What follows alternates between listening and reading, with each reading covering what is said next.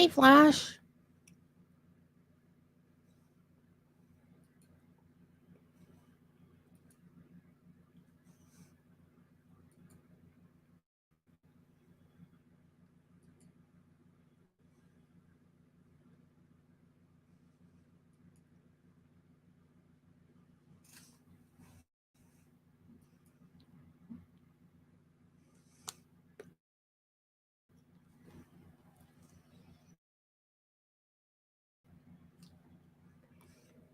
Oh, he's back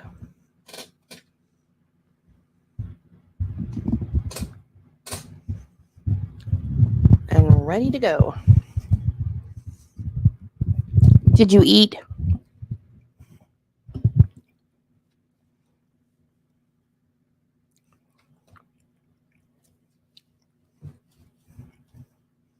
All I've eaten today are grapes and sunflower seeds and coffee.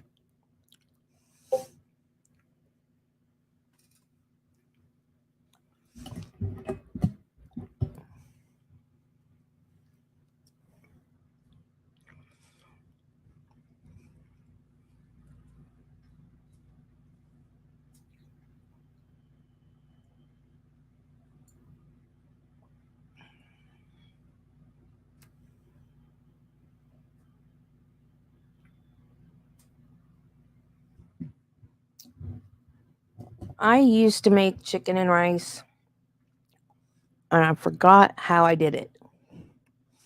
I've got a Princess House. I don't even know if Princess House is still in business. It was a multi-level marketing thing, kind of like Avon, like you sign up underneath people. They say it's a like a pyramid scheme. It's not a scheme if you're selling stuff. I mean, it's still a pyramid, but you're selling stuff. And it's crystal cookware. And they have this one dish. It's a casserole dish, but it's huge. It's like that big, around, that deep.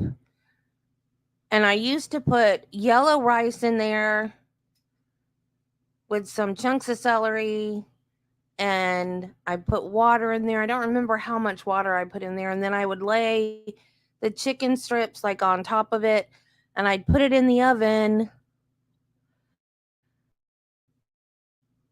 Well, they told you could, but it was very, very hard.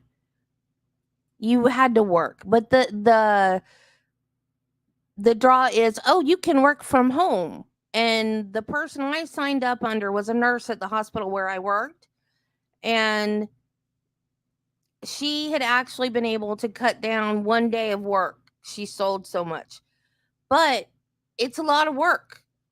You work from home, sure, but you have to go out to people's house to have the parties where you show them all the products and stuff. It's pain in the butt. I didn't do it for very long. Um, but I got discounted stuff. So I've got a bunch of stuff in my kitchen and I love it. I love it. It's very good, high quality stuff. But it the big casserole dish almost works like a slow cooker. It cooks everything perfectly even and everything, but it does it in the oven, so it doesn't take as long. So I used to make chicken and rice in that, but I've forgotten how I did it. I should look and see if they still have a website with recipes on it because they used to have recipes. In fact, they would sometimes, I just broke my pen. They would sometimes uh, send recipes with the dishes. There's one recipe, quit putting super chats on the screen. Court is about to start.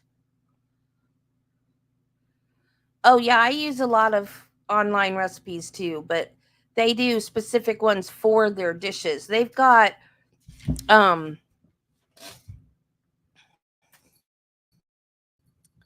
let me make sure I don't have it muted. I don't think I do.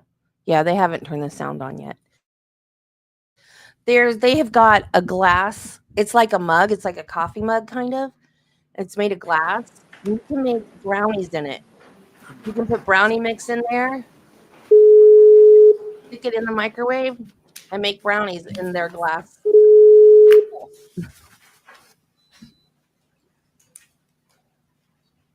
Okay, so where is everybody? Everybody bailed on me? It's 2:00, people.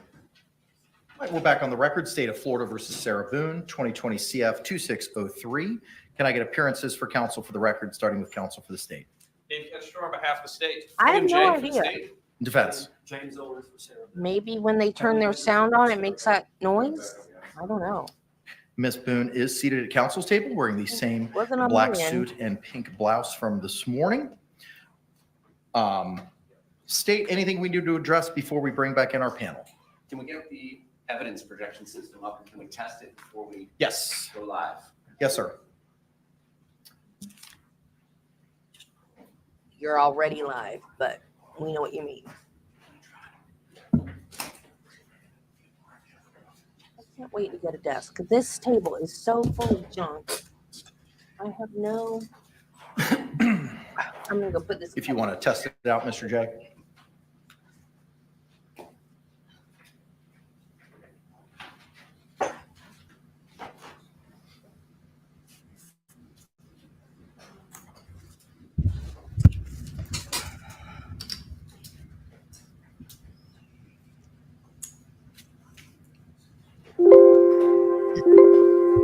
Just like the old days. Yep. Call 1 at 12:59 p.m. with a GMT offset of minus 300 minutes. Call on Just me and my OG.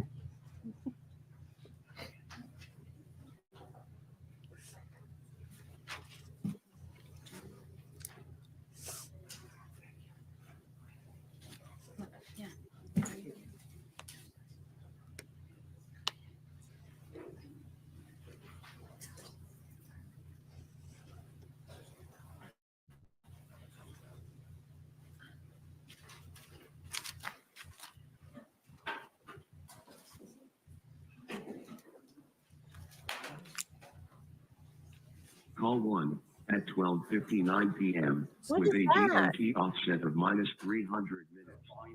Call on Monday, February 24th, 2020. Oh, is that there? What is the location of your emergency? That is Oh, that's a 911 call. They have a talking clock.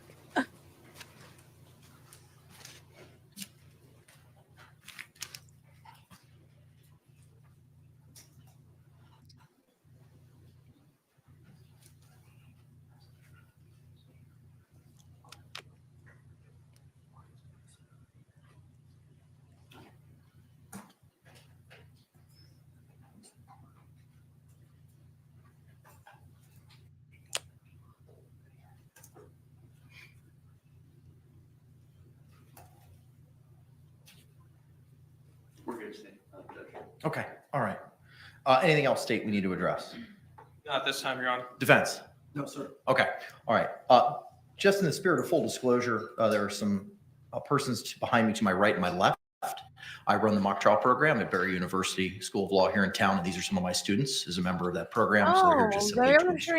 transfer. So pay no mind or attention to them. With that, are we ready to bring in our jury? Yes, Your Honor. Yes. All right, let's stand and bring in our panel.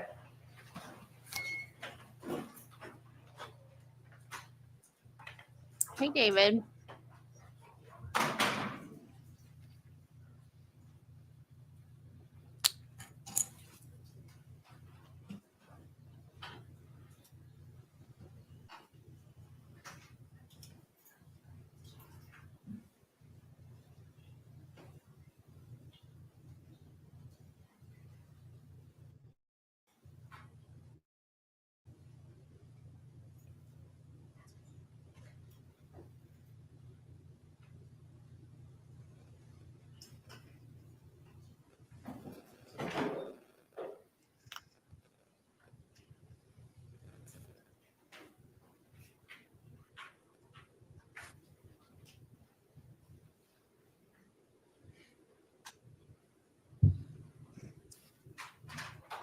Jury entering.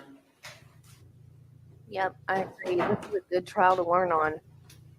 I've learned stuff on this trial. I didn't know what a Richardson hearing was until yesterday.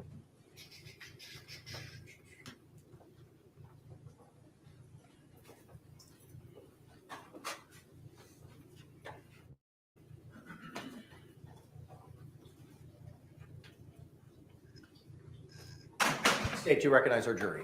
Yes, Your Honor. Defense, do you recognize our jury? Yes. All right, y'all can be seated. Thank you. Members of the jury, good afternoon. I hope you enjoyed your lunch. Cool, If you thanks. could, again, by a show of hands, confirm that you complied with the court's instructions that we gave prior to the break. Record reflect all jurors' hands have been raised. With that, the state is going to continue with their evidence presentation this afternoon. State, you may call your next witness. State will call Brian Boone. Oh, yeah, it's good to see a judge in control of his courtroom. Definitely.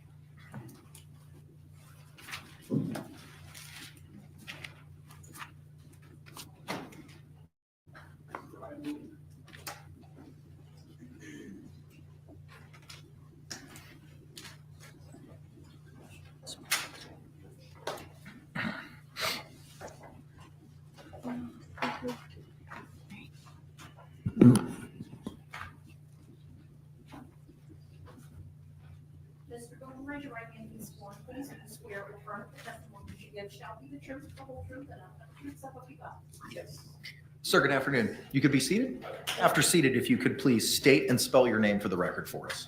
Brian Boone, Brian Boone. Thank you, sir. Oh You my may God, look how much older you Good look. afternoon, sir. Good afternoon. Can you tell us how it is that you know the defendant? I dated her for quite a while, and then we eventually got married. When you say you dated her for quite a while, how long are we Oh talking? Lord. I met her in the late My 90s, ex-wife? and I believe it was around 2005 when we got married. Did you have any children as a result of your marriage with the defendant? Yes, we had one son. And how old is that son? He is currently getting ready to turn 14. Did your marriage with the defendant last? No, it did not. And approximately when was it that you separated and began proceedings for divorce? Probably 2017, I'm thinking maybe. And at that time, when was your Thanks, divorce actually finalized? Maybe it was 2016. I think the divorce was 2017, I believe. And after your divorce, what was your custody arrangement with your son that you had in common with the defendant? She was supposed to have him on Mondays and Tuesdays. I would have him Wednesday, Thursdays, and then we'd alternate Friday through Sundays every other week. So 1 week you would have 5 days with your son, and another week she would have 5 days with him. Correct. And was this still the same custody arrangement in February of 2020? Yes. And in February of 2020, did you have, do you recall the events that occurred, I guess, first on the late evening of February 23rd, 2020? On that evening? Yes. Well, apparently Sarah called me at one point during the night. Do you recall about what time she called you? I think it was 11 something. When you answered the phone, how did Sarah sound on the phone? She sounded like she had been drinking, was pretty drunk. Were you able to understand what the defendant was saying? Somewhat, but she woke me up. I had work the next day. I was asleep when she called. She's done this before, calling me late at night, and generally I kind of just try to ignore it, so I wasn't really paying attention. Who was she living with at the time? Jorge Torres.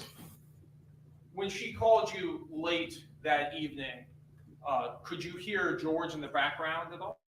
Not that I remember, no.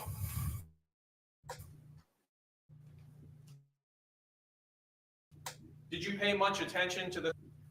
Now, the following morning, on February 24th, 2020, did you begin to call the defendant? Yes, I did. Bless And you. approximately what time did you begin to call the defendant? I think it was like 11 o'clock or something. And why was it that you were calling her? Well, it was going to be Monday. I had him on Sunday and dropped him off at school, and I was calling to try to find out if she was going to be actually picking him up that day. Why would you have a question about whether or not she was picking him up? She wasn't generally very good about actually getting him on the day she was supposed to. So it was not uncommon for you to have to remind her to pick him up or to make sure that she was going to pick him up. Well, I mean, remind or just find out if she was going to, or if she was just going to give him over to me as what happened. Do you remember at what time on February 24th you actually got in touch with the defendant? I think it was like 12:30 or something. And when you actually got in touch with her, what did she tell you on the phone? That George was dead, and if I would come over. Did she say what happened to him? I don't remember if she told me then on the phone or when I got there, but she told me they had been playing hide and seek and that she fell asleep. What did you advise her to do? I told her she needed to call 911 and that I would come over as soon as I could. And this is on your first phone call here at approximately 12:30 Yes. on 2/24/2020. Yes. Did she call you again while you were en route to her residence? She did. She called to find out if I was still going to be coming over. And when you spoke with her while you were en route, what, if anything, did you advise her? I told her she needed to call 911 and told her I was on my way, but she needed to get somebody over there. How long did it take you to arrive at her residence? From the first phone call, or? Yes, from the first one. Well, I mean, I live a minute or two drive away, but I had to get my puppy. We had just gotten a puppy recently. I had to get him in his crate and stuff like that and put something on because I was working from home. And total time, maybe 10 minutes. When you arrived at her apartment, tell us what she told you when you arrived.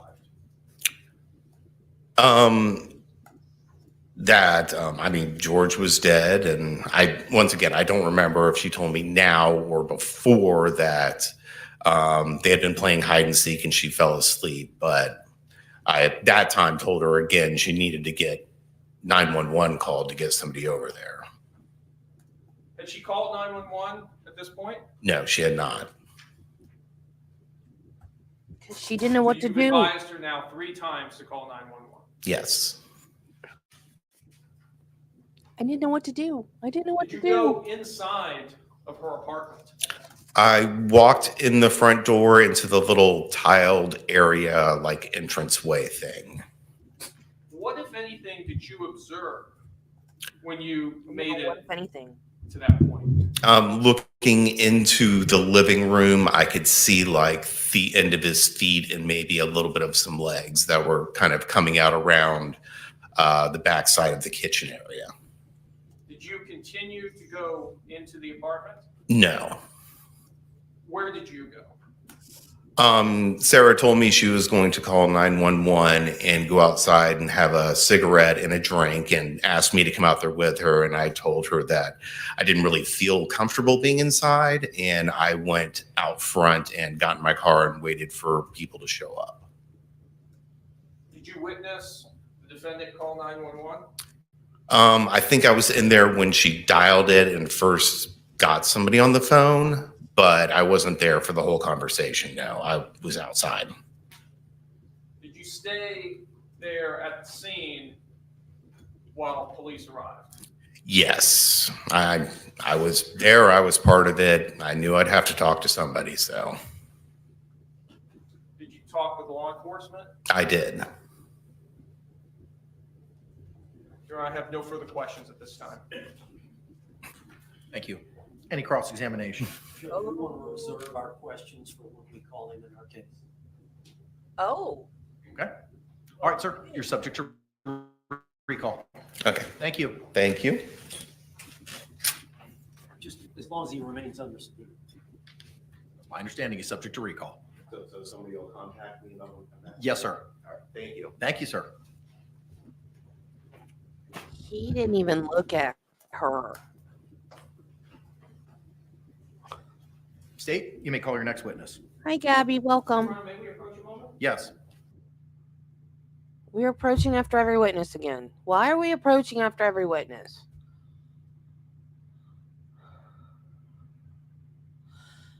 She knows to call 911 too, David. She's just. Maybe she did want him to help her get rid of the body. Anybody knows to call 911. Even if you find a dead body, you know to call 911.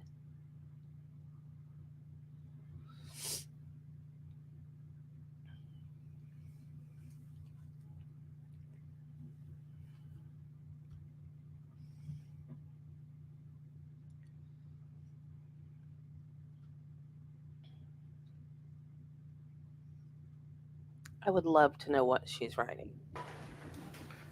Members of the jury, we'd appreciate your patience for a few moments while the state attaches a Bluetooth speaker so that they may publish some evidence that's been received so far. You had over an hour Okay, lunch whenever you're ready, break. sir. Permission to publish 3. You may do so.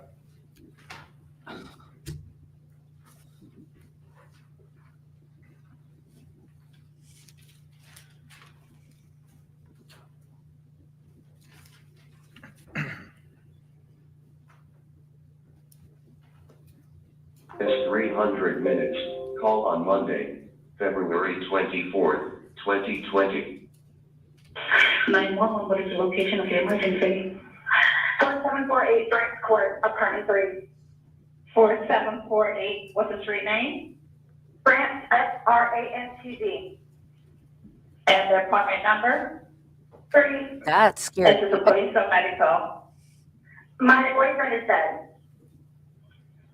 Okay, send a line for the fire department. Do not hang up.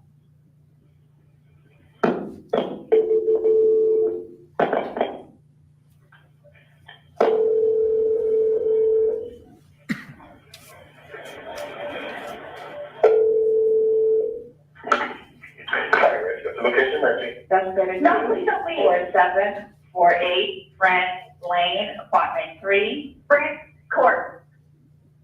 Brent Court? Yes. Okay, is this near Mackenzie Drive? I don't know where that is. I'd be. Okay, right, okay. It's still with Park Apartment. Okay, I'd be freaked 4748 out. France, correct? Correct. All right, correct. Now tell me exactly what happened there. My boyfriend and I were playing last night, and Mhm. I told him in the case when we were playing, and Okay. but kind of hide and seek kind of thing. So I fell asleep, and I woke up, and he was dead in the suitcase. So I don't know what happened. I don't know what happened. I don't know what happened. Right, okay, what's your apartment number? 3. Apartment 3? Yes. Like he had like blood coming out of his mouth, and I don't know, like he had like an aneurysm on what nothing. Right, okay, all right, okay, so we're getting number 13. All right, okay. Okay, Now? okay, yeah, man, we're on our way up there. Yeah, 407-716-8684. Okay, you hanging from somewhere or what, man? No, I pulled him out of the suitcase. I tried giving him CPR. Okay, so he was in a suitcase? Yes, and I fell asleep. Okay, how old is he working now? 42-year-old man. All right. Okay, we're sending up on the sheriff's office over out there? Yes, sir. Yeah, okay. All right, listen to me. Okay, that you need to confirm this. No, right, I just need to confirm this. Is he awake at all? Is he conscious at all? No, he's purple. Is he breathing? No. All right. I need you to get him on the floor, flat on his back for me, okay? I did. I tried giving him CPR. All right. I tried giving him CPR. Yeah, okay, No, nothing happened. He's purple. but, okay, listen, he did the first end of the bill. I need you to get it for me, okay? What is And it? you have the ability available? No. All right, are you right by him now? I'm sorry? Are you right by him now? Yes. Okay, okay, okay, man, this is, so this is he cold and stiff? Yes. Okay. Well, he's not necessarily cold, but he's stiff. Right, okay. All right, listen to me. Listen to me. I want you to lay me flat on his back for me on the floor. I did. Removing the clothes, okay? Yes, I did. All right, okay. Wait. Stiff and purple. Right, okay, listen. Okay, man, that's fine. We're still looking for compression, okay? All right?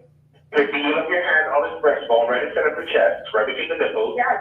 Put your hands up on that hand. Ready, I'm telling you. Just like that and you tell. Okay. Please, okay, your girdle. Okay, listen to me. All right, I want you to place the heel of your hand. Okay, right between his chest, right between his breastbones. Put your other hands up on that hand. We want to pump his chest to be hard and fast. Going to twice per second. I'm doing it again. Okay, no, just keep on pumping. That's all you need to do for me. Keep on pumping his chest for me. I don't need you to stop and talk or anything. I just want you to count out loud for me, okay? 1, 2, 3, 4, 5, 6, 7, 8, Not 9, fast enough. 10, 11, 12, 13, 14, 15. This is like, She's also Okay, not man, doing just it. keep on pumping his chest. That's all you need to do for me, okay? yes. Come on, please, hurry up. Okay, man, they're driving here as fast as they can. Okay, don't stop to say hurry up. Just keep on pumping and counting. I'm still doing it while I'm talking to you, okay? Okay. Still doing it. All right, just continue pumping his chest. Count out, I'll take a count with you. 1, 2, 3, 4, 5, 6, 7, 8, 9, 10, 11, 12, 13, 14, 15, 16, 17, 18, 19, 20, 21, You can't talk while you're doing CPR. 24, 25, 26, 27, 28, 29, 30, 31, 32. Please hurry. Okay, man, they're getting there as fast as they can, okay? He's stiff and he's purple. Okay, begin pumping his chest for me, man. I'm still doing it, okay? Still doing it. Just don't make me constant. Right, okay, that's fine. You did a good job. Just keep on doing it for me. That's all right. They're getting there as fast as they can, along with the sheriff's office also, okay? Please. Keep on pumping, man. 1, 2, 3, 4. 1, 2, 3, 4. 1, 2, 3, 4. Keep on pumping for me, man. I'm doing it. Believe me, I'm doing it, okay? We're playing hide and seek. All right, I understand. All right, just keep on pumping for me, okay? Okay. Please hurry. All right, okay. Horrible. This is horrific. What happened? Like, what happened? Okay, man, keep on pumping the chest for me, okay? They're in the parking lot. They should be up there shortly, okay?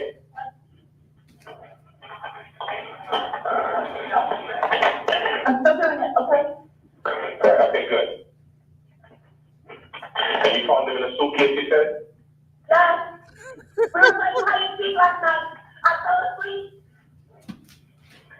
I think they're here. Just keep on pumping the shit until they push over, okay? Okay.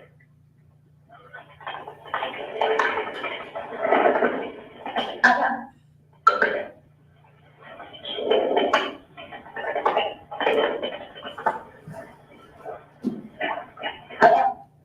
Okay.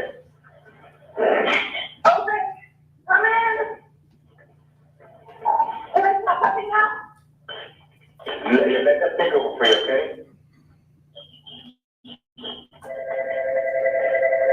When was the last time anybody saw him? The last time. We'll play hide and seek. He was the Virginia.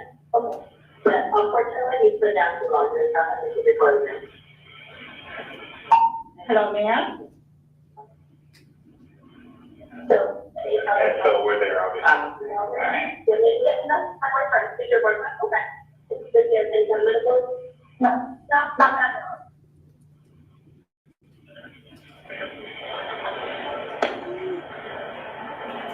Where'd you go earlier? Hey, man, the back one's gonna take care of you now, okay? Yeah, so we'll see you there. All right. Oh, ma'am, is still there? Hello? That's what I thought. That's what I think you fell asleep. 716-8684, residential mobile. 1308. Call has been forwarded to an automatic voice message system for.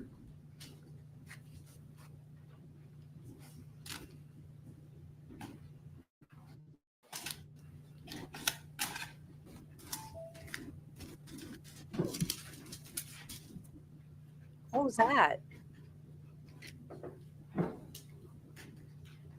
So who is on the stand that's going to authenticate the 911 call? Why didn't they play it when the 911 operator was on the stand? We're ready to continue with the presentation of witnesses. Yes, sir. You may call your next witness. State we call Abraham Moreno. And during the break, I'll tell you why I don't think she did CPR. It's not just because of who she is. There's a reason. There's a medical reason, and I'll explain that when we get a break.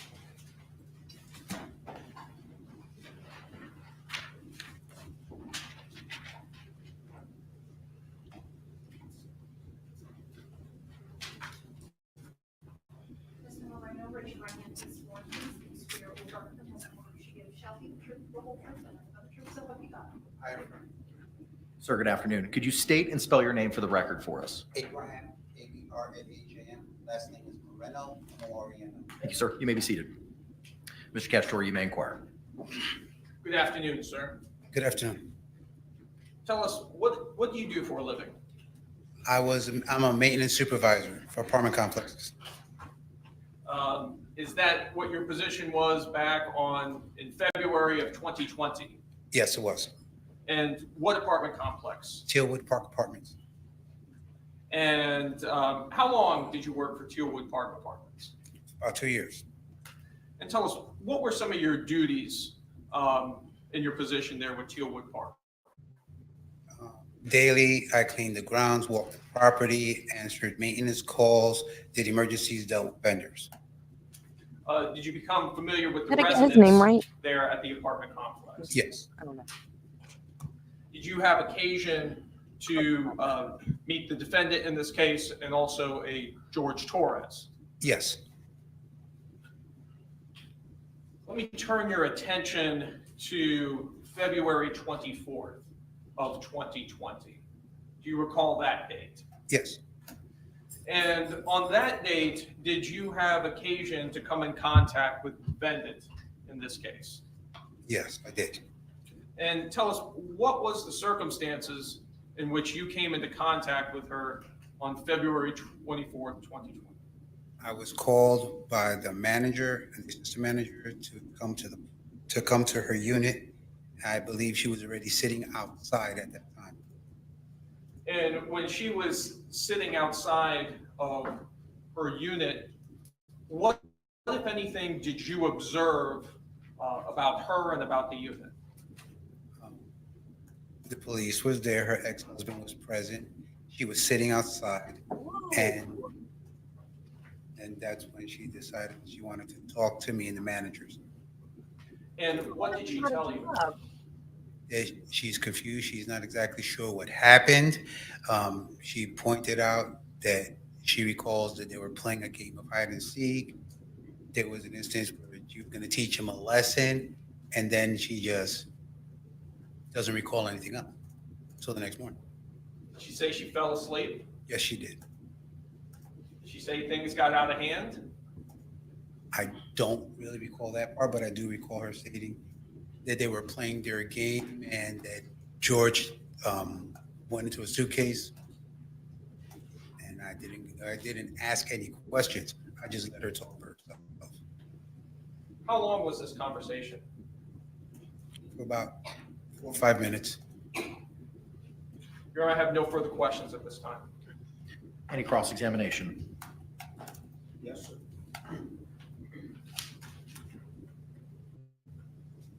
You may inquire, sir.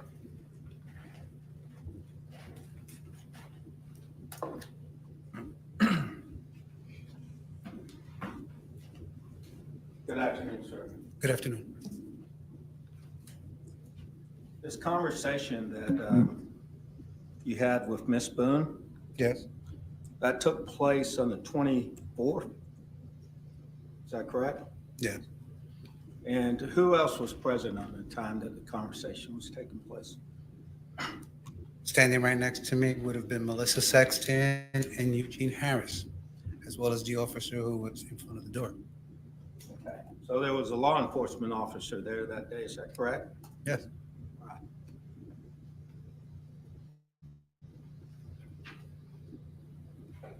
Now, on the 24th is when you said that Miss Boone made this statement to you. Is that correct? Yes. They were playing hide and seek? Yes. And what else did she say happened? She had told me they were playing hide and seek. They had drank. She was trying to teach him a lesson, and that was that. She went upstairs. She went to sleep. She woke up. She doesn't know what happened. Okay. So that was on the 24th. Yes. All right. On the 26th, were you not interviewed by law enforcement? Yes. Okay. So I may have my days wrong, but it all happened on the same day. All right, the 24th, do you remember 2 days later that a Detective Scott Lowen conducted an interview with you at 4704 Lucier Court, Winter Park, Florida? You remember that interview? Yes. So that was 2 days later, is that correct? I would assume so. Yes. All right, so when he interviewed you 2 days later, did you tell him about this statement that Miss Boone made to you that you just told this jury in court? I did mention it to him. You did mention it to him? I mentioned to them that we did have a conversation. Did you tell him the content of the conversation? I may not have told him the whole content, but I did tell him we had a conversation. All right, well, what did you tell him? What content did you tell him on the 26th? That they were playing hide and seek, that she was confused. She doesn't know what happened. I do believe I did mention to him the fact that she had said that she was trying to teach him a lesson.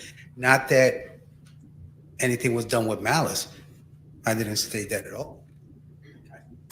So it's your recollection now today that on the 26th, you told Officer Lowen what you just told this jury. Is that correct? Yeah. All right. Sir,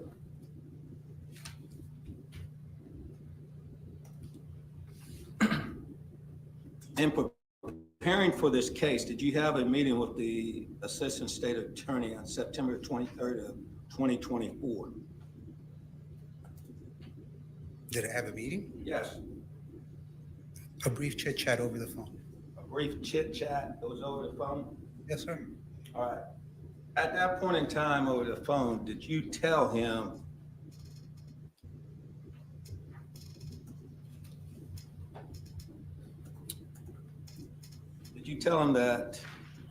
Sarah Boone, the defendant, stated that she was teaching him a lesson and things got out of hand and that she fell asleep. Yes, Is that what you told him? yes, Okay. And that was in 2024 of September the 23rd of this year, 2024. Is that correct? yes, Are you telling us that back on February the 26th of 2020, you told Officer Lowen at that time the same thing? as I recall, yes. I heard she told a neighbor that, so I guess it wasn't the neighbor. I guess it was him, but I heard the same thing.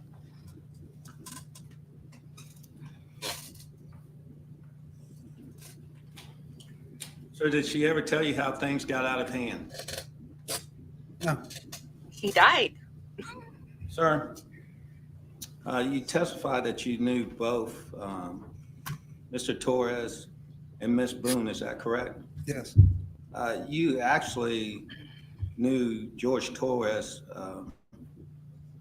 from a different time, didn't you? yes, I did. When did you first know George Torres? In the 1990s. In the 1990s? He was a teenager and he lived down the street from me and my wife.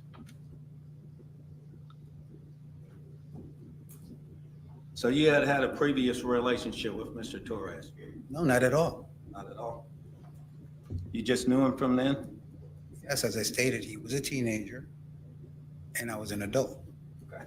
During this time, though, that you became reacquainted with him, did y'all establish a friendship? His at that demeanor time is here in Orlando? strange. I wouldn't say a friendship, but an acquaintance, yes. Okay.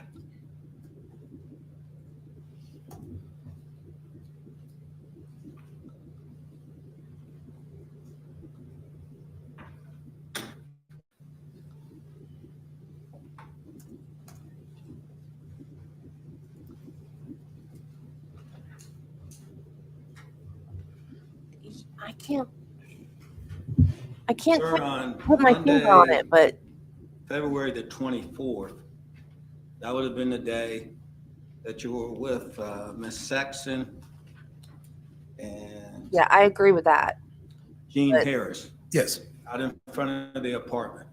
correct. Did you talk to law enforcement that day? No, You did not talk to them that day? I don't recall talking to him that day, no. Okay. Thank you, sir. I don't have any, if I can confer. You can, sir. Thank you, sir. I don't have any further questions. Any redirect examination? Just brief. All right, thank you. Back in the 90s, when you had previously known George Torres in this case, where were you living at that time? I lived across the street. I lived on one block, he lived the next block over down in the middle. In what city? Philadelphia, Pennsylvania. And when did you move from Philadelphia, Pennsylvania? 2018.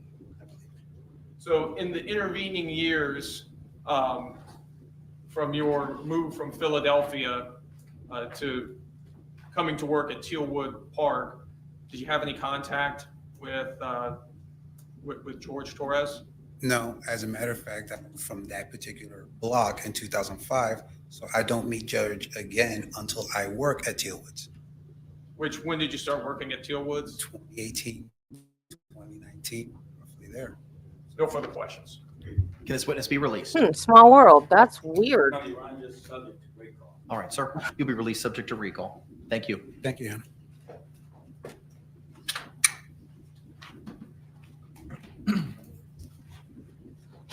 State, call your next witness. State would call Deputy Kayla Rodriguez. Kayla, I liked her.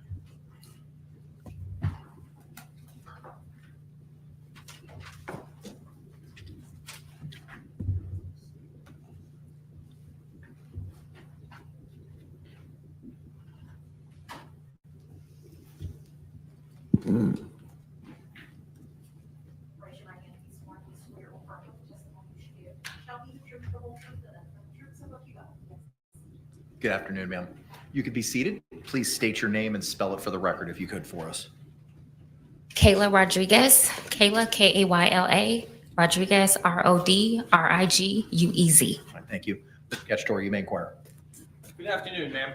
Hi, Can you tell us did you work for? Orange County Sheriff's Office, And what is your position with the Orange County Sheriff's Office? Deputy Sheriff. And how long have you been a deputy sheriff? A little over 8 years, since 2016. And tell us, what are your duties as a deputy sheriff? As a deputy, I respond to calls for service, anything from a over with call, like a car being keyed the day prior, or a 911 emergency. And what type of training do you need to be a deputy sheriff? So for me, I obtained my bachelor's degree from UCF in criminal justice in 2014. After that, in 2016, I was hired by the sheriff's office. Right after being hired, I went straight into the academy. The academy is 5 months of training. We go over everything from case law, scenarios, defensive tactics, physical training. After that, I do 2 more months with the sheriff's office where we go specifically into policy related to Orange County specifically. After that, I do 3 months on the road with a trainer where we are evaluated periodically through that process. You have a partner, you respond to calls for service during that time, and you slowly learn how to handle calls by yourself. Do you also undergo continuing training as a condition of your employment? Yes. Tell us, were you working on February 24th, 2020? Yeah, that's why I like Yes. her. And tell us, what area of the county were you working in? Orange County, unincorporated Orange County. And did you receive a call in regards to this case? Yes. And what was that call? What information did you have at the time you received the call? So the dispatcher informed me that a woman called 911. She was actively performing CPR and that her boyfriend was in a suitcase. And did you respond out to the scene? Yes. And when you responded out to the scene, were you dressed similarly as you are dressed today? Yes. And just for the record, you have, it looks like a standard green uniform on with a tool belt, your firearm, and also radio, body-worn camera, badge. Yes. Tell us about your body-worn camera. So my body camera is used to capture scenes when we arrive. So as we are conducting any sort of law enforcement action, we turn our camera on. When you turn your camera on, tell us, does it immediately capture sound at that point? It does not. When we activate our camera, it goes back a minute. And the minute that it goes back to, you don't hear any audio for that first minute. Tell us also about the capacity and the battery life of your camera as well. So the battery will last us an entire shift typically if it's in a buffering mode. So if we're not recording, it will last the entire shift. As we record, it does drain the battery. So typically we will turn it off if we're sitting in our car for an extended period of time, if we call our supervisor, if we're talking to another deputy on the side, away from a scene, we will not have the camera recording. If it recorded throughout the entire shift, the battery would die. We would need multiple batteries. So you actually activate the camera in order to begin recording? Correct. Was your body camera operational on this call out? Yes. Okay.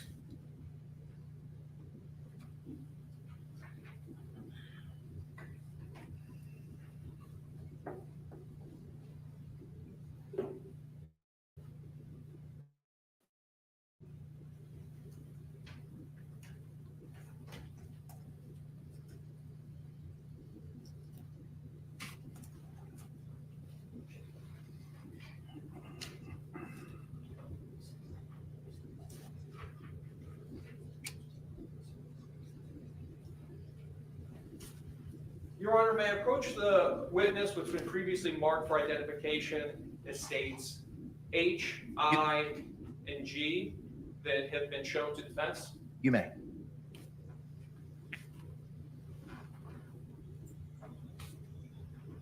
Ma'am, I'm first showing you what's been marked for identification as states I. What is that? Did you recognize that disc? Yes. Did you have an opportunity to review that disc prior to coming to court today? Yes. And tell us, what is that disc? Body worn camera from the day of the incident. From February 24th, It's 2020? instructions Correct. on how And to use the is tech. that your initials on the disc? Yes. And does that disc fairly and accurately represent the contents of your body worn camera? Yes. Your Honor, at this time, I'd like to move what's previously been marked for identification as states I into evidence. Any objections? No objection. All right, what was pre-marked as I will be received into evidence without objection as states 4.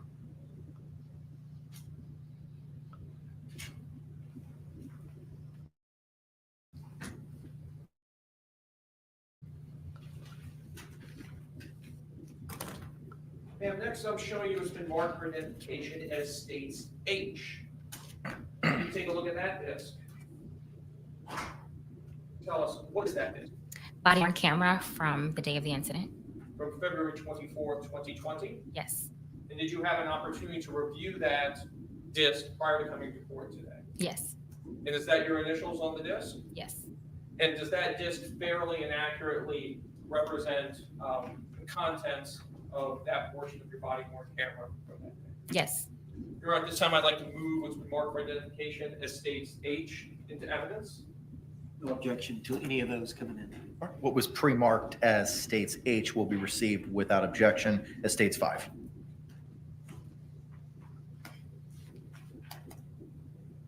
And lastly, ma'am, I'm showing you what's been marked for identification as states G. Do you recognize this disc? Yes. And tell us, what is that disc? Body worn camera from the day of the incident.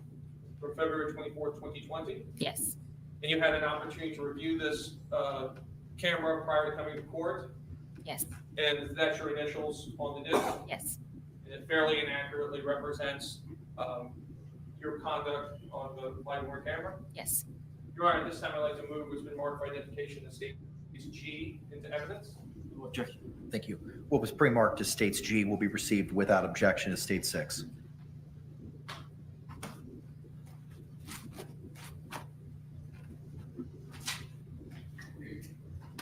In your Honor, request permission to publish states 4. You may.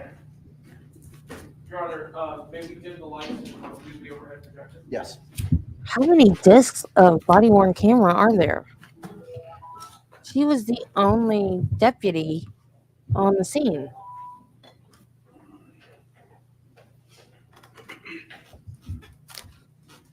Unless there were others. I mean, she was the only one with body worn camera that I saw. The others were doing other stuff. They weren't like interviewing her and all that.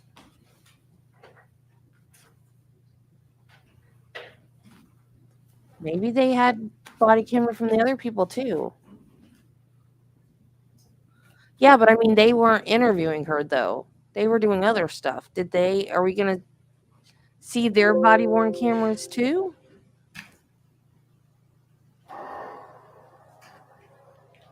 Hello there. Hi. You live here? Okay, I'll talk to you guys with some information. I know, that's my, the property manager. I don't know if I should tell him really quick, or so he knows what's going on? Where's he at? He's walked out there. Oh, don't worry about that. We'll take care of that for you, okay?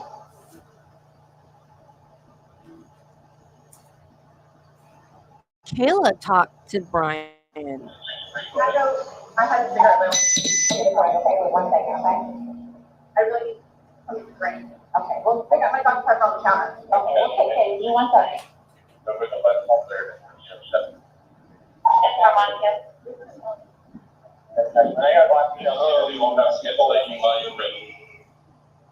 At the time, that you called it.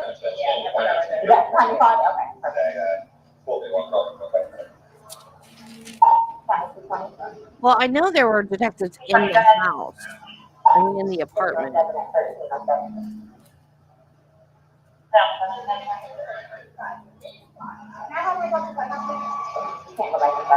What's going on? Who is he you? Boyfriend? Yes, for like 3.5 years. What happened?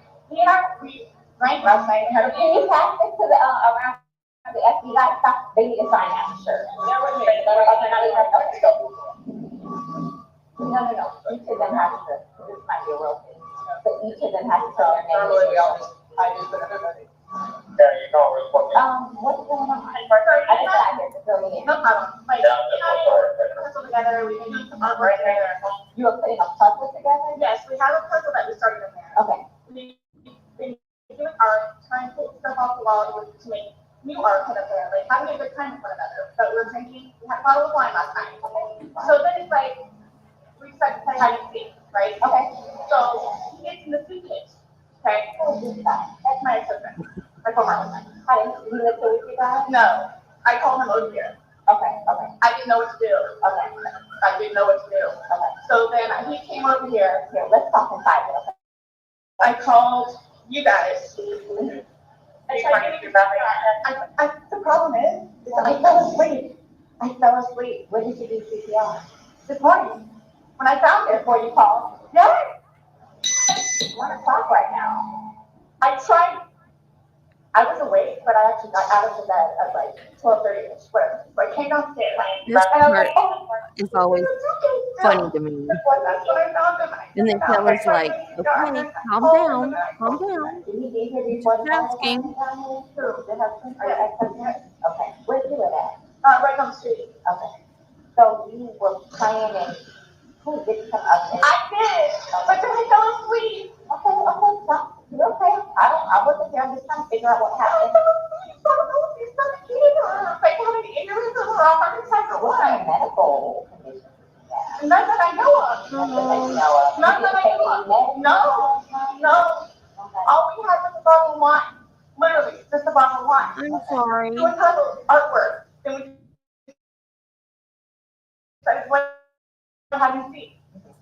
That's all that happened. I don't know what happened. So how long were you doing CPR on him prior to calling 911? Tried that all morning? Yes. Okay. And then I told him while I was What in the time car. did you start? Probably, what ballpark? Here, let me fill this at the end, okay? Please, may I have my Dr. Pepper? I am so cutting out right now.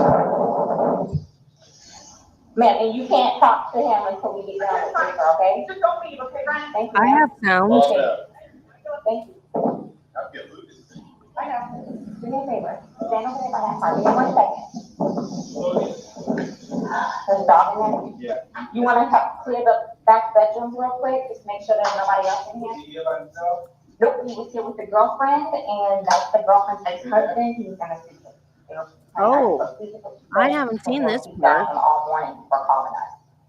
Yep. So I'm gonna go ahead and start making phone calls. Okay, go ahead. What do I do with this dog? Because I don't want him to mess with you. Here, come here. Oh, perfect. Okay.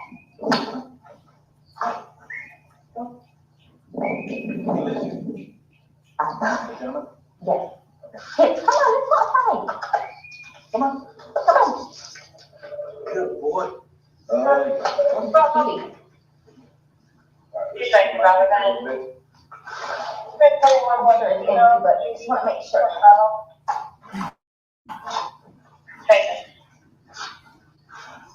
Put my foot on.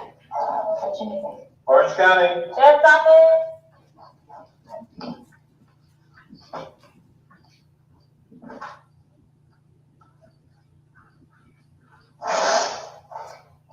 Right over here. We check this closet.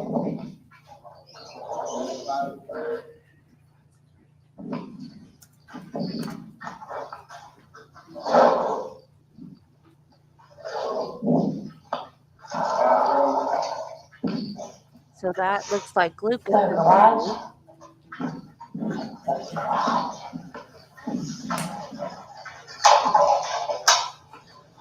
That poor kid.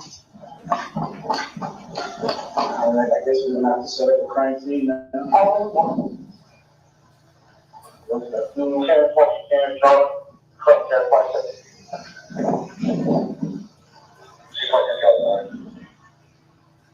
Just give us a second, okay? It's only how I can't move anything from our house. Here, let's get you down, because I don't want you passing out. This is probably a lot for you to deal with, right? Water. I can get you some water, okay? Just, I want you not on your feet. I don't want you passing out. I need to find water. Okay, I'll get some for you. She's hungover. She's hydrated. That's why she's so thirsty. Alcohol dehydrates you.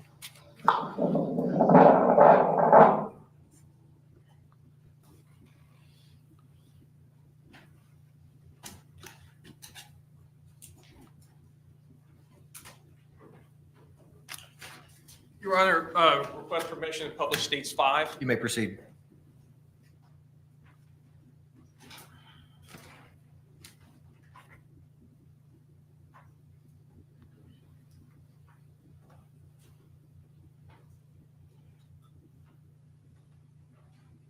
But why?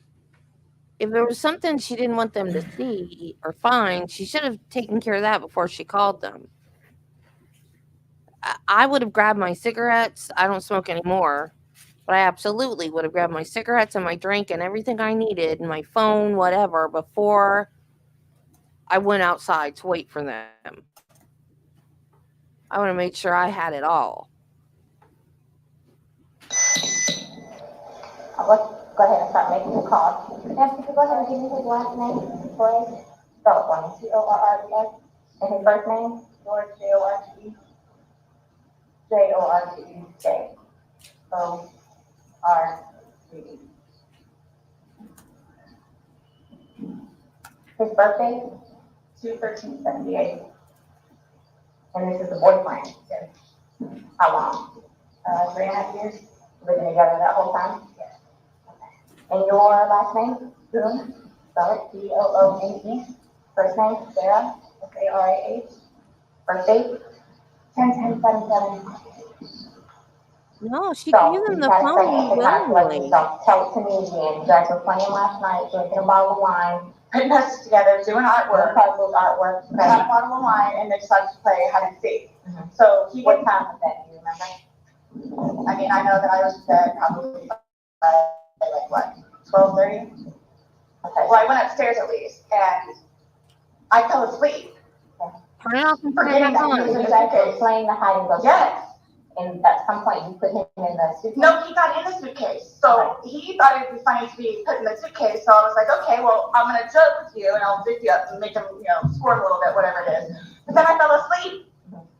I fell asleep. Where was the suitcase? Right where it is. Right down there? Yes. You zipped him in there? Yes. Thought it would be funny a little bit? It was. We both were laughing about it. Okay. And then I fell asleep.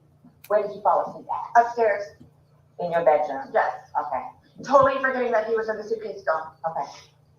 And then you came back downstairs. This morning, or this afternoon, yes, when I got up. What time? 12:30-ish. I was awake, but I totally forgot that he was in the suitcase. He can tell you there's a lot of things that we think of. Jobs. Yeah, he did tell me. Right, all that good stuff. So I just totally forgot. You did me into CPR on him? Yes.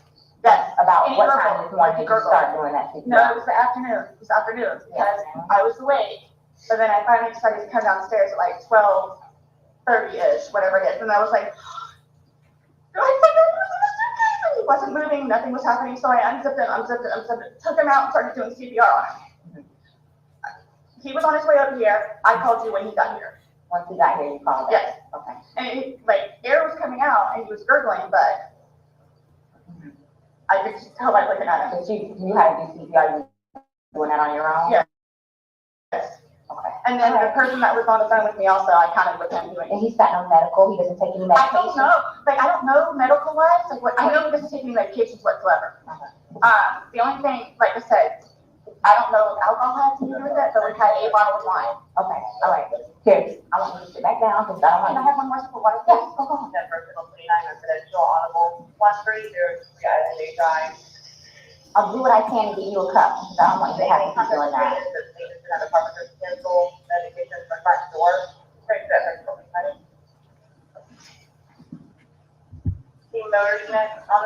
The cups are like right there. They're right here. Don't talk to the ex-husband right now. Oh, I won't.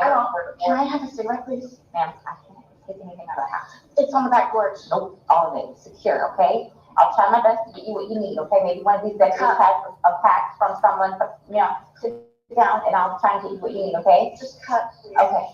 I don't want you on your feet.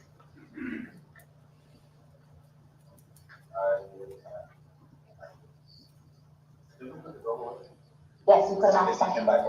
He came back in? So there's no fence then?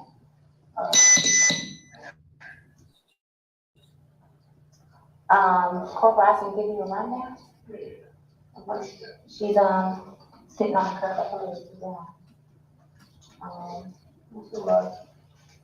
was getting ready to call you guys. Yeah. Want to talk over here?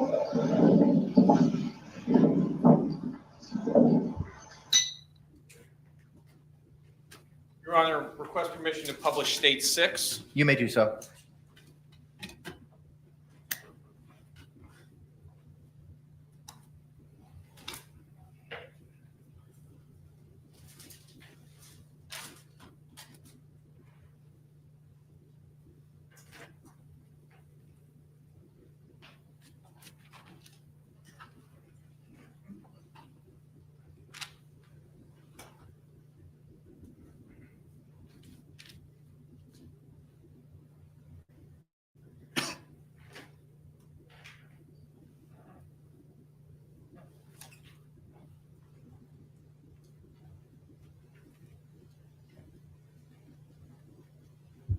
There's Chelsea.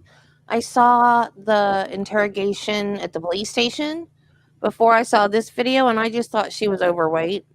And then I saw this, and I went, "Oh, she's pregnant. She's not just overweight; she's pregnant."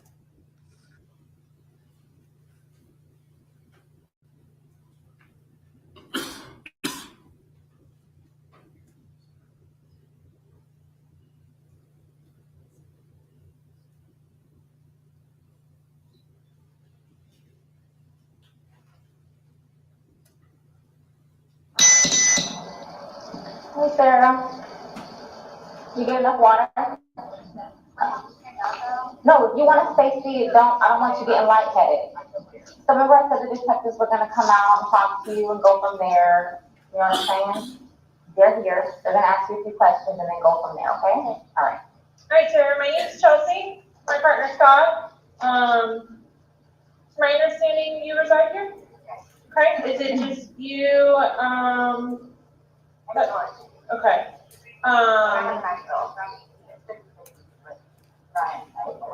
Your former husband, okay. But you reside here with George and then your son lives with you or lives, there's 50/50? Yeah. Okay. So from what, has told me, she explained, last night that you guys were drinking a bottle of wine, and around midnight, you decided, you guys, okay. You guys decided to play hide and seek. Well, we were playing hide and seek and then. Was your son home at the time or, okay. No, it was mine. It was fine. Okay.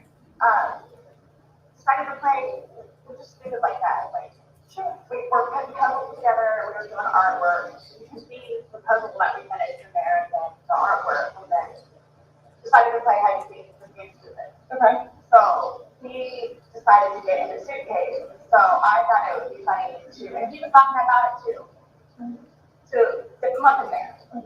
I go upstairs and he fell asleep.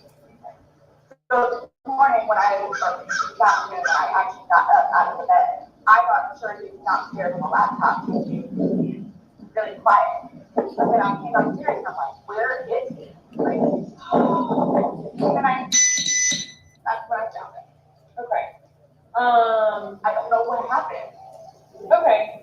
And then you weren't sure about if you woke up this morning? It was afternoon. I mean, I was or this afternoon, but I just didn't want to come downstairs. So okay. I just laid in bed for a little while. And then I eventually went downstairs, confused about where he was. And then I was like, oh my God. So I pulled him out and I stretched him out and I started to try to make CPR for him. I told you guys. So I told Brian. Okay. And then as soon as he got here, which is 30 seconds on the road, I told you guys. Okay. The person on the phone had me do the confession, really, so I can count what happened. So you guys shut up. Okay. And,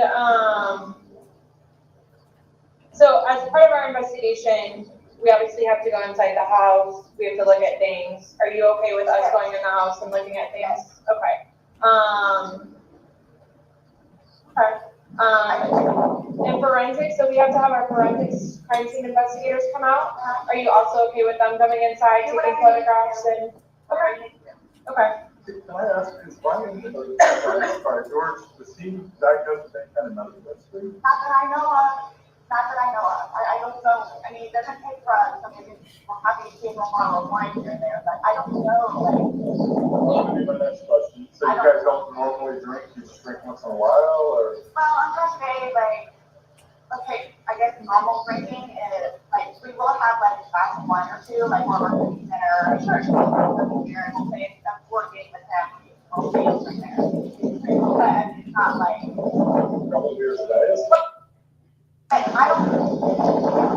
don't understand though, for the little bit that we had, not having I don't know if they had a heart attack or a stroke or what happened. I don't know. So were you guys together all day? Okay. Here? Neither of you left the apartment yesterday? I drove up to the movie store to get a cigarette. Okay. But you could walk there. Does he have any history? I know he doesn't now, but you said he doesn't. I don't know. As far as you've ever known him, you've never seen him? No. I mean, he's from Philadelphia, and he grew up in Philadelphia, and then he went to Massachusetts, and then from Massachusetts he came down here. So I don't really know, a whole lot of medical history. How long have you guys been together?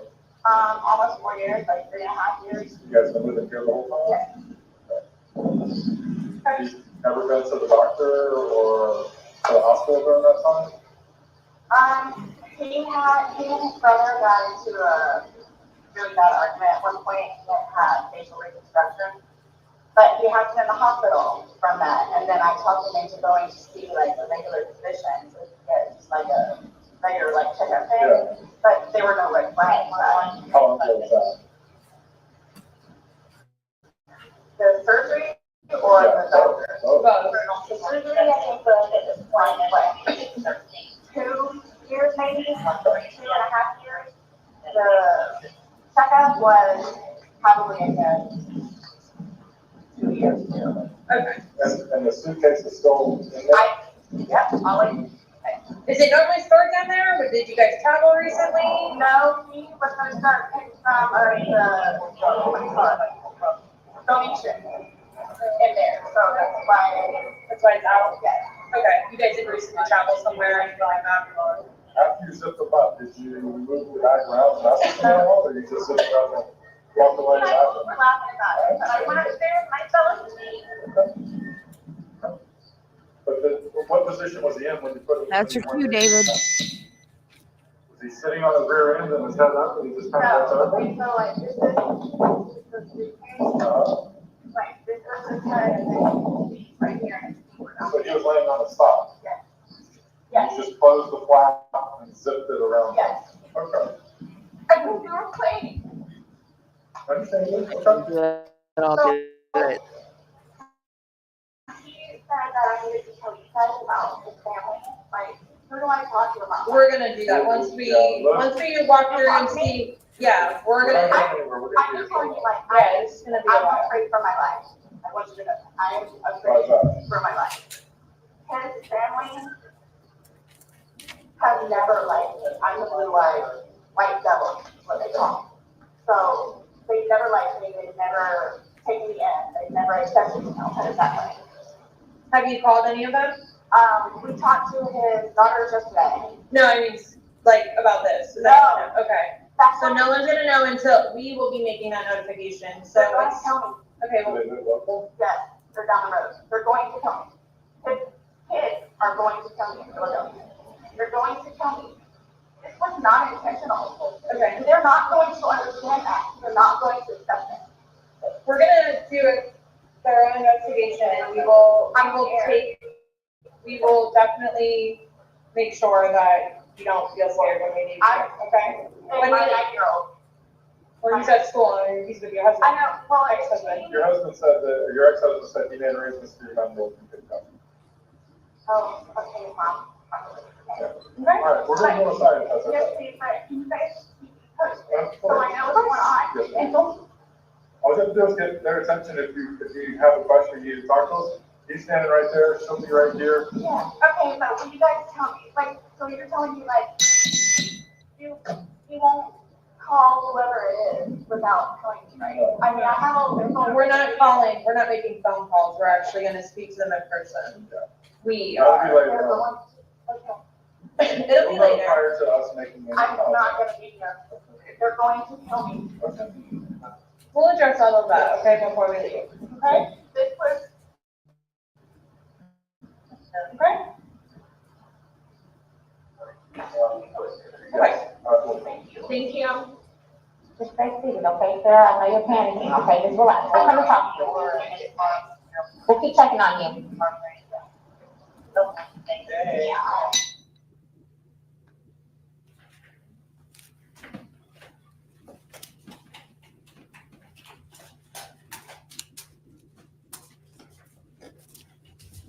So I guess all 4 discs are from Kayla's body worn camera.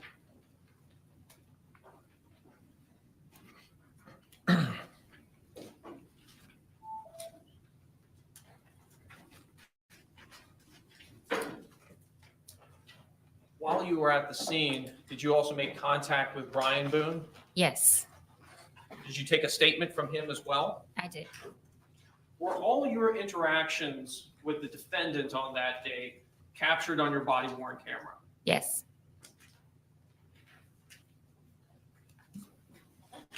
I have no additional questions at this time. Thank you. Any cross-examination? No questions, Judge. Is this witness released? Yes, Your Honor. No questions. All right. You're released, not subject to recall, ma'am. Thank you. Thank you. Can the parties approach for a moment?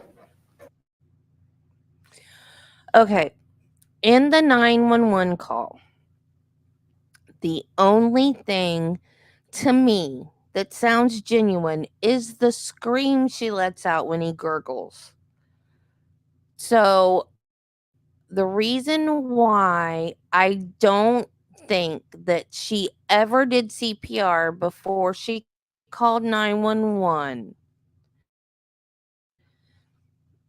is because she told on 911, she told them she'd already tried to do CPR before she called. Bodies are disgusting. I was a nurse for 17 years. There is nothing pretty about a body. It is disgusting. And when it's sick, it's even more disgusting. And he smoked and he drank and he was all balled up on himself inside the suitcase. So air gets trapped, fluids get trapped. He was folded up. So he had fluids and air all trapped in here. So all of this is trapped in here.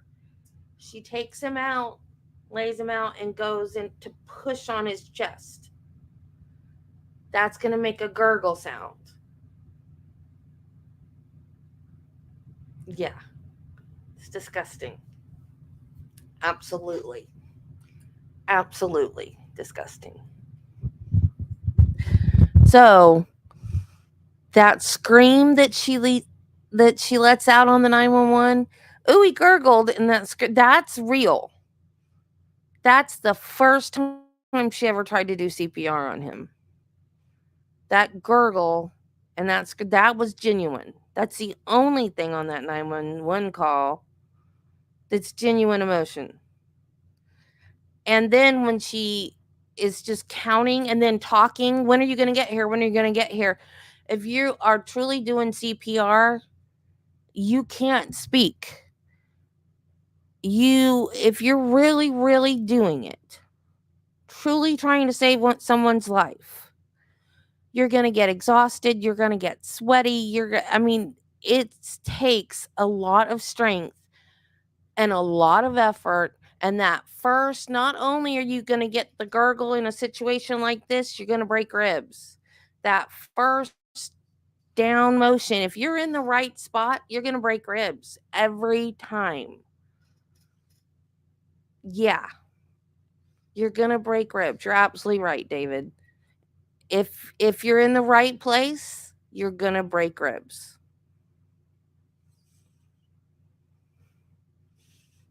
And yes, CPR is exhausting.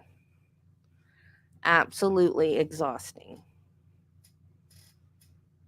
So there's no way, and she wasn't doing it fast enough. If you remember, when the 911 operator starts to count, he's counting faster than she, and she's going 1, 2, 3, 4, and he's going 1, 2, 3, 4, 5, 1, 2, 3, 4, 5, 1, 2, 3, 4, 5. It's not a feeling you forget either. Members of our jury, it is 3:21 at this time. We're going to go ahead and take that afternoon regularly scheduled break. I'm going to ask you to come back here in 15 minutes at 3:37. Similar instructions that I've given you previously. Please don't just conduct any independent investigation or research as the person, places, things, or charge involved, and do not have any discussions amongst yourselves or anyone else. I thank you for your service, and we'll see you shortly.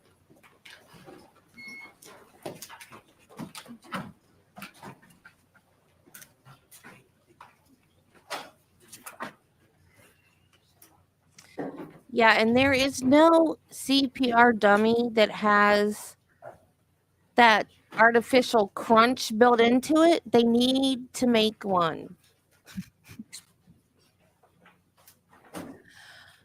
I have not heard that it's to the beat of Staying Alive. I've heard it's to the beat of Y'all may be seated. Thank you. I've been working on the railroad. Bless you. State anything else we need to address? No, Your Honor. Defense? No, Your Honor. All right, we'll be in a recess till 3:37. Thank you very much. But they need to make a CPR dummy that has that initial crunch built into it. Because the first time I did CPR and felt that crunch, I went, whoa. And then I realized that meant I was in the right place. So then I went back and I was like, so I can't remember if I called for, because of course I'm already in a health facility doing it. So calling 911 is not my first thing to do. It was in a nursing home. So I did have to call 911, but I had to start it first. And then I wasn't the charge nurse that night. So then I had to, at one point, stop and notify my charge nurse. And we didn't have like phones on us yet. It was before we could just, grab a phone and call whoever, whenever. I had to go back to the nurse's station to call the charge nurse to tell her I've got a code. So then she could call 911, and then they all came over to help me. And they literally, like 5 of them came over from the other side of the building and literally just pushed me out of the way. I was like, okay, if you want to relieve me, I'm relieved.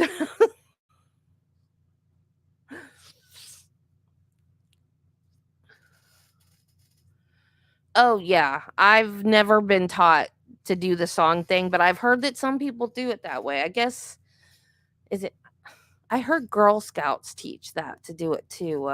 I've been working on the railroad, but I don't know. Oh, that's cool.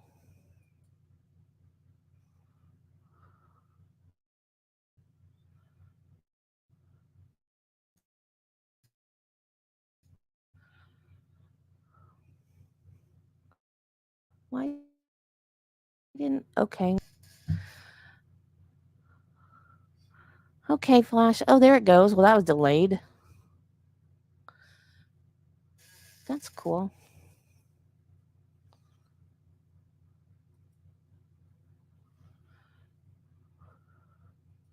Why are you scared? Don't be scared. Well, I don't know why I'm telling you that. I was scared the first time I live streamed, and I'm just sitting in my dining room. You'll be fine. You'll be fine. My nose is itching so bad.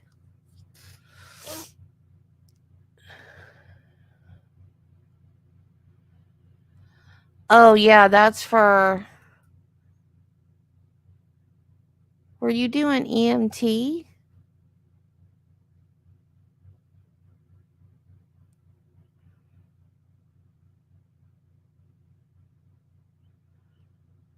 Because I never learned how to do a tube. I learned how to do an NG tube, but that's different. That goes into your stomach. Um, that's for like feeding. It's not. Oh, paramet. Yeah, I was gonna say I don't think they teach um EMTs to do that. My stepdaughter went to college to be an EMT, and she graduated. She learned how to drive the fire truck and the ambulance and all that stuff, and she was so proud of herself. And then she got lazy and didn't want to take the test right away, and I paid for it. And I told her, I said, you need to study and you need to take it as soon as it's available to be taken. And she didn't do either of those things, and she failed. And I said, I'm not giving you money to take it again.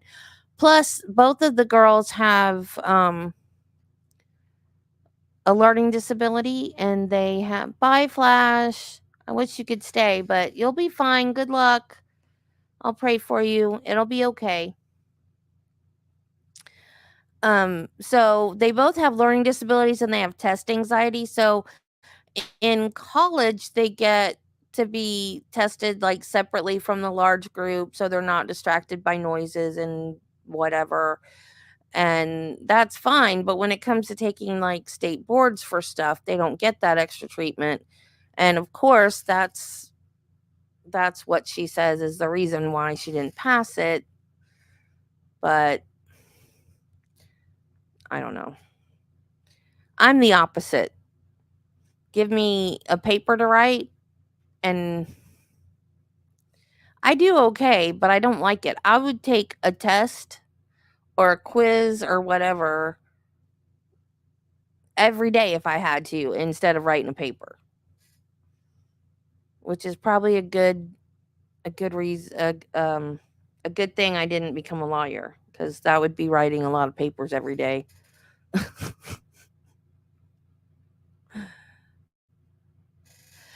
Yeah, I sometimes wish that I had done that at least for just a little while. Like maybe before I became a nurse, just to see what it would have been like. But I think now I actually do have the personality that I could deal with that. Back then, though, not so much. Because as you know, the way I was raised, I was a little timid, mousy little thing. And I could do it now. But back then, I couldn't speak up for myself for anything. And you're a lot younger than me. It'll come. Michelle, it'll come. It'll come. One day you'll be like, I can live my life now. It'll come.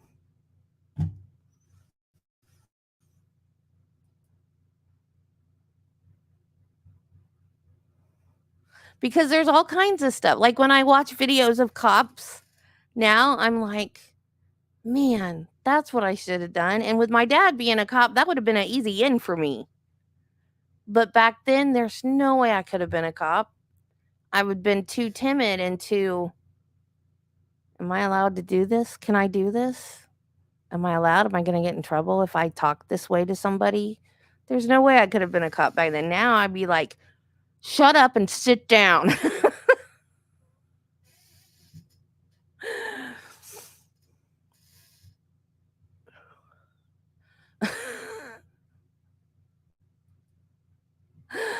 Yeah. Um, in one of my, and this was in our, people that are raised by controlling people, it takes a while after they're gone to get out of that being controlled feeling. Like, even when the control's gone, you still feel it, and you're just very nervous and very paranoid all the time about everything you do. So my mom was gone in 90 when I was 21. And right, your mindset stays the same even though they're gone. So I graduated in college the first time in 93, and I was an LPN for 9 years. So I had been taking care of patients and being a successful nurse. And then I went back to school to be an RN. So I think it was in 2000 or 2001. So my mom had been gone a decade. But the mindset was still there, and I was still very nervous and very paranoid anytime I was around authority figures. So we were at the little clinic lab thing at the college, and there were several different things, and we didn't know which one we were going to get picked to demonstrate. They just took like 3 different things we had been learning at the time. 2 were more technical. One was IVs, and it was complex IVs. So it was like someone that had like 3 or 4 things going, like a bag of medicine and a bag of just fluid and like a bag of food, because some people that can't eat by mouth or can't have food at all. Yeah. Can't have food at all in their gut. So like they can't even have like a feeding tube. They have to actually get it in a vein. So it's like vitamins and minerals and that kind of stuff, but it's liquid that goes in their vein.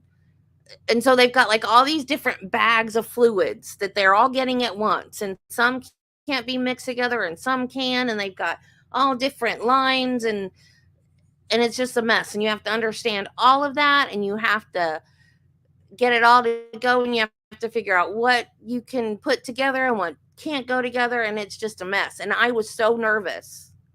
So it was that, and there was something else, I don't remember what it was, and the other one was to give a baby a shot. That was it, just to give a baby a shot. And so the anxiety is so bad. I'm standing there almost in tears, about to have a panic attack, and one of my they had IV pumps. That might have been what the third thing was to figure out the drip rate without a pump, which would have involved math, which that would have been scary for me too. That might have been what the other one was. So anyway, one of the instructors looks over at me and says, "What's wrong?" I said, "I'm scared to death. Please let me do something and get it over with before I have a panic attack." And she goes, "Can you give a baby a shot?" I said, "Yes, ma'am. I can give a baby a shot." So she said, "Go over there and give that baby a shot." So I take the baby mannequin and I give it a shot, and I did it perfectly. And she goes, "Now what do you do?" And it was like a deer in the headlights. I thought, I just did everything right. What did I forget? I didn't forget anything. I was like, "What?" She goes, "You love the baby." I went, "Oh, I love the baby. I love the baby." So I passed. But like I said, that was 10 years after my mom was already gone, and I was still so timid and so, I couldn't stand up for myself and believe in myself. Oh yeah, give the baby to mom. Give the baby back because it's crying now because I have stuck it with a needle.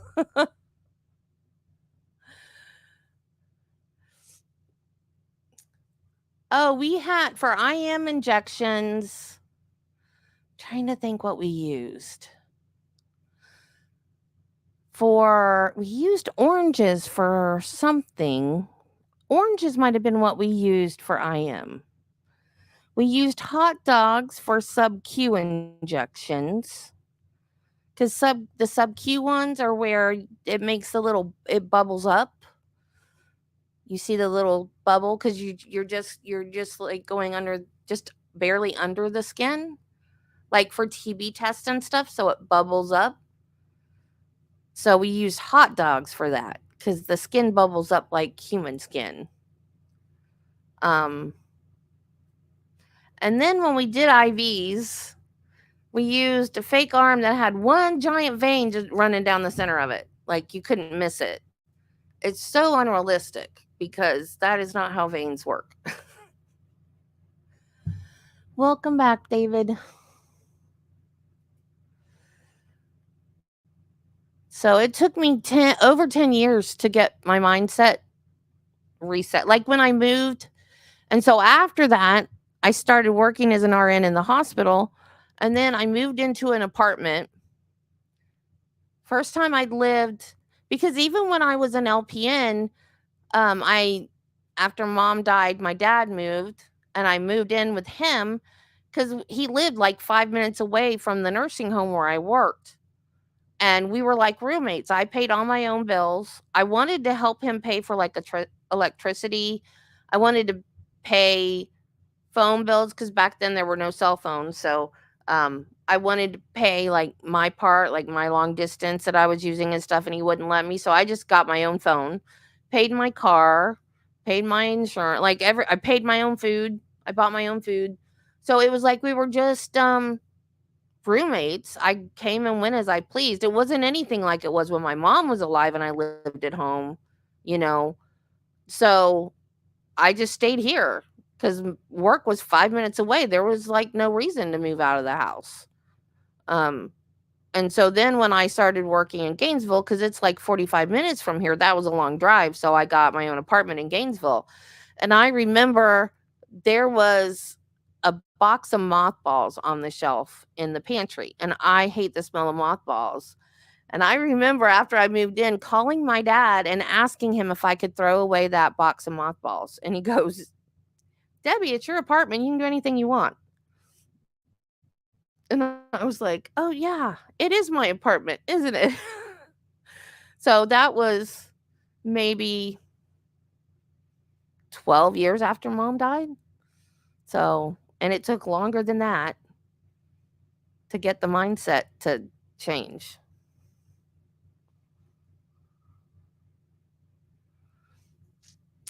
Oh, yeah. There's a thing we used to use at the hospital to do that. On babies, because their skin is so thin, you can take the light on an otoscope, you know, the thing where they look in your ears with. Don't put the top thing on it, and you can put it like on a baby on their arm, like under their arm or under their hand, because a lot of times you can get it in their hand because their arms are so small and their skin is so thin. You can just put that otoscope with the light up to their skin and it will like illuminate their veins. I hated doing baby IVs. Hated it. Because then you have to put that board. You have to strap their whole arm to a board. Because you can't tell them to not bend their arm because they're babies. They don't know. So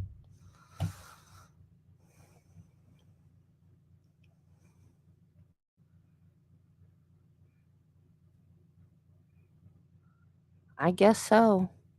Yeah, if she has to go somewhere, they got to shackle her back up.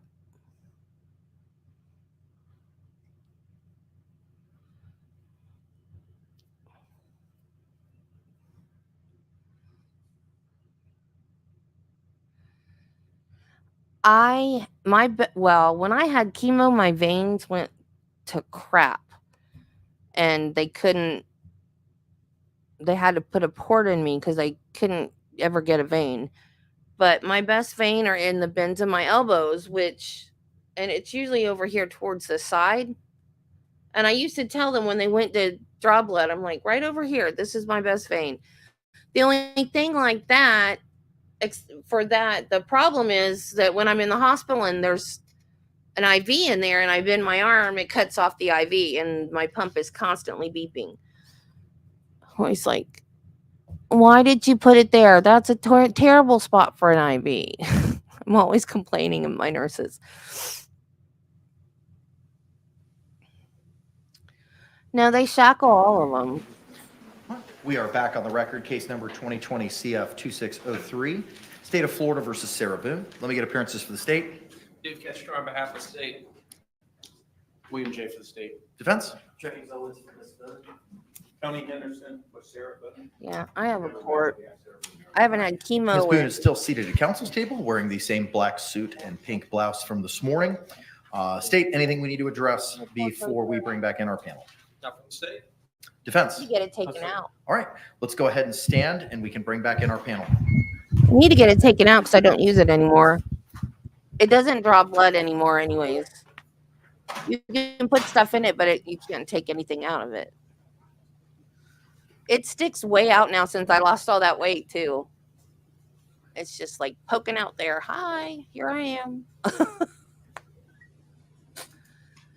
Yeah, they use the Freezy spray. I like it. It hurts when they don't use it. There are some nurses that are really good though, and it doesn't hurt that bad.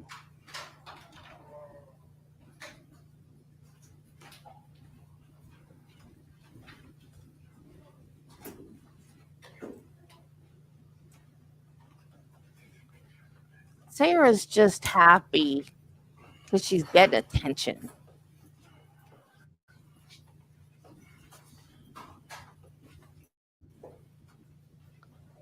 She's gonna so wish she took that deal. Thank you. You may be seated. State, do you recognize our jury? Yes, Your Honor. Defense, do you recognize our jury? That is so weird. I've never Members of the heard jury, again, another if you would judge please raise your ask hand, that. showing that you complied with the court's instructions during our last break. All right, the record reflect all jurors have raised their hands. State, you may call your next witness. State will call Deputy John Martinez.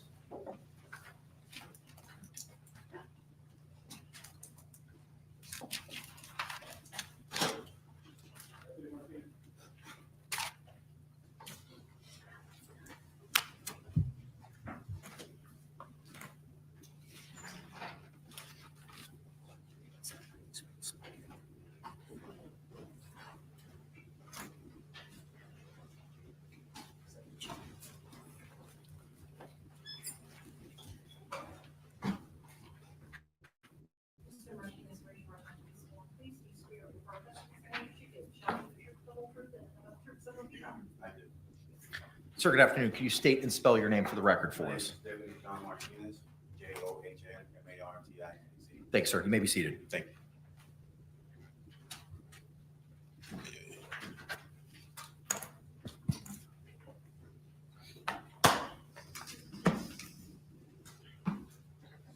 You may inquire, sir.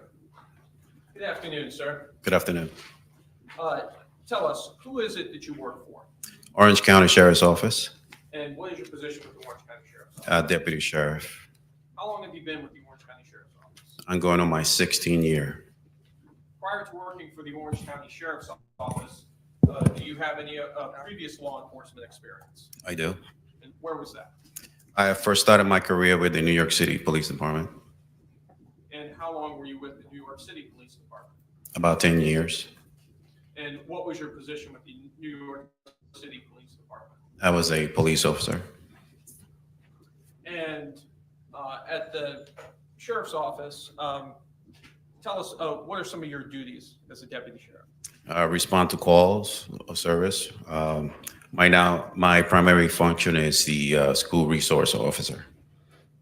And is continuing training a condition of your employment with the sheriff's office? It is. Tell us, how is it that you became involved in this case? I was dispatched to this location. And what was this location? It was located at 4748 France Lane, apartment number 3. And is that here in Orange County, Florida? It is. And when you responded to that location, who did you first come into contact with? I came in contact with Miss Sarah Boone.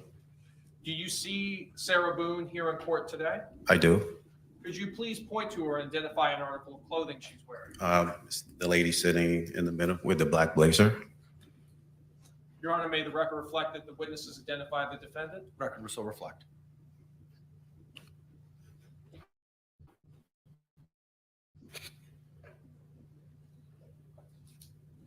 During the time that you were on the scene, did you have a body-worn camera? I did. And was that body-worn camera activated? It was. Were all your contacts with Ms. Boone recorded on that body-worn camera? It was. Were other deputies also on the scene at that time? Yes, And was Deputy Rodriguez there? she was. So would both of your body-worn cameras both captured some of the same time frames? Correct, yes. Did you have an occasion to go inside of the apartment? I did. And inside of the apartment, what observations did you make? When I first entered the apartment, I noticed a Hispanic male laying on his back in looks like a small nook dining area. Later identified Mr. Jorge Torres.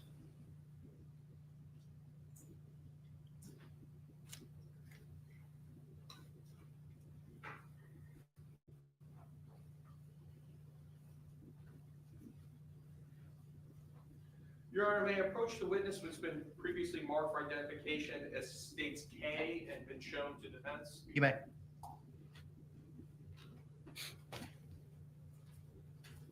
Sir, I'm showing you it's been marked for identification as states K. Do you recognize that disc? I do. And tell us, what is that disc? Is a copy of my body-worn camera. And does this body-worn camera fairly and accurately depict the a portion of the events that took place on February 24th, 2020? It does. And are those your initials on the disc? Yes, they are. Your Honor, at this time, I'd like to move what's previously been marked for identification as states K into evidence. Any objections? No objection. What was pre-marked as states K will be received into evidence without objection as state 7. Your Honor, request permission to publish. You may. Madam Clerk, can you dim the lights?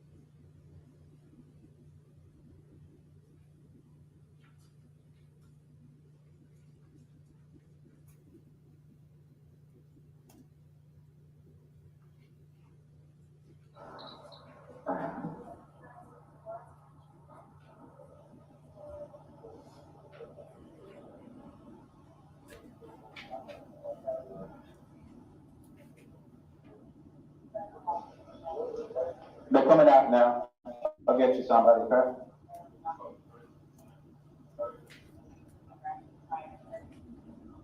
She wants to say something.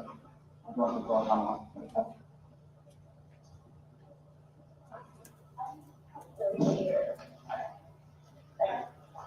We don't know anything, though, like why or how? So that, we will not know the answer to that because we're not. So we're gonna go to the commissioner's office and they'll have what's called an autopsy. Yeah.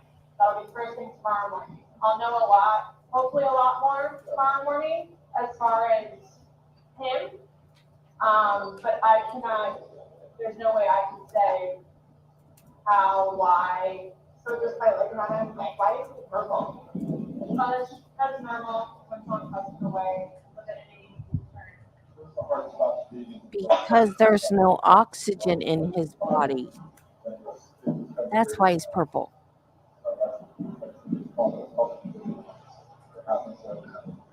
I'm like really scared. I want you guys to know that. We have all these evidences, so while we're here, nothing's gonna happen. Before we go and make any notifications, you'll have plenty of time to leave or do whatever you need to do, okay? And we can talk about that more in time, right? That you. But like, I don't, like, this was totally like not intentional. Like, that's what I'm scared about too, like. Yes. We'll have all the answers. We'll have a lot more answers tomorrow. What you're seeing here is common. This is us coming out. Yeah. This age, no real medical history that we know of.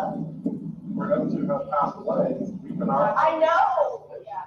We come out to an investigation. Medical exam regardless, we send people out. This is what we did. If he was 75 years old and had a heart condition, we wouldn't be here. I don't know what it is. Exactly. And that's what we're here to find out. We're just here to get the answers. The answers that you want, the answers that families don't want. I really want to see my son. I mean, I know I can't go anywhere, but it's right. So do I just like sit out here and wait for you guys? Yeah, you would, yeah, absolutely. Does anybody else have you to show up or everybody's here that needs to be here? my team's here that needs to be here. The medical examiners will show up when we call them, but we're not ready for them yet. So they're gonna take him, they're gonna take the photos, take him, but that's for the end of it. And they'll be called well in advance when we're ready for them, but we're not ready for them at this point. So we won't be calling them quite yet. Okay? So like I said, I gotta go do some paperwork. They're gonna chat with some people, and then we're gonna come back and talk to you if you're okay with that. So just give us a little bit more time. Like I said, and you don't do that. So, like, you guys tell his family, like, today or after tomorrow? You have to.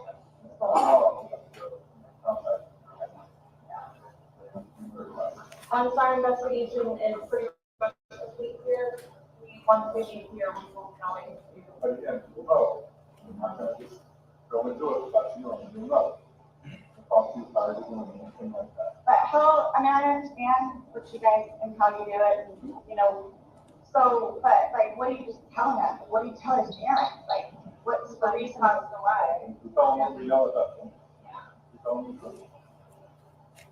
And that we're gonna be waiting for the autopsy results, and I will get the autopsy in the morning, and hopefully the doctor will be able to give me some of what they think and see. Their number, they can contact them, get it, you know. So yeah, they're gonna know what we're here, what we're investigating, and that we're still. They're gonna think I feel him. They always have said that. They've always have said that. I told you it's because I'm the blue-eyed white dragon, that's what they call me, because they don't want him with me. So he's basically just not really been around his family because he's choosing me over them. Even after I encouraged him in numerous times to go there and see his family.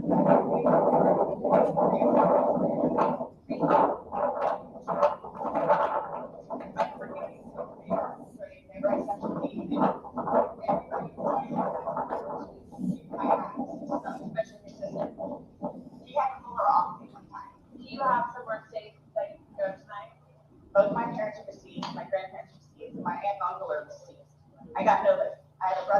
Murray, and then I got another one next to jail. Unless you run it, that's Murray local? No. Well, he, in Altamont, but I think he's doing whatever Murray he's doing. But the only way. Your phone's inside, correct? Yes. Does he have a phone? No. He does not. He used my phone. He uses your. Yeah, the sheriff one. So the only place I could go is over to Brian's house. So I don't think I have a problem with it. So, Well, like I said, we're not gonna leave here. If you do not feel safe, you're not gonna leave here if you're not feeling safe. And then we're like, and then so I in Philadelphia. well, she's in Philadelphia, because There's gotta be a funeral. right. That you're talking like days and weeks. No, I'm talking right here, right now. I know. So let me do my investigation. Let me go do this paperwork that I'm talking about, because we can go back and forth about what it's like all day long. I know. So I promise we're not gonna leave here for you and you not feel safe. Okay? please. I don't even know what to tell you. It's okay. Just take a seat, have some water, give us a few minutes, let us do our thing, and we'll be back to talk to you, I promise, okay? Okay. Thank you. Yes. Thank you. Well, yeah, Go ahead and type. okay.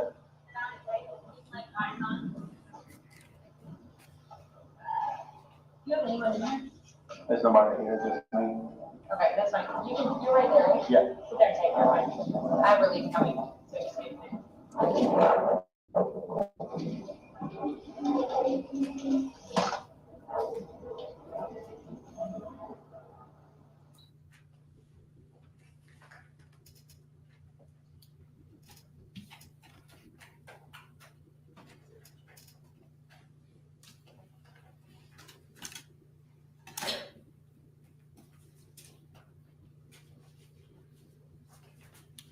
No further questions. They're gonna Thank you. think I Any killed cross-examination?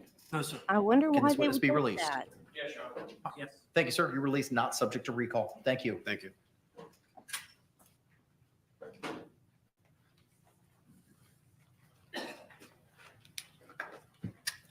State, you may call your next witness. State would call Melissa Roughgarden.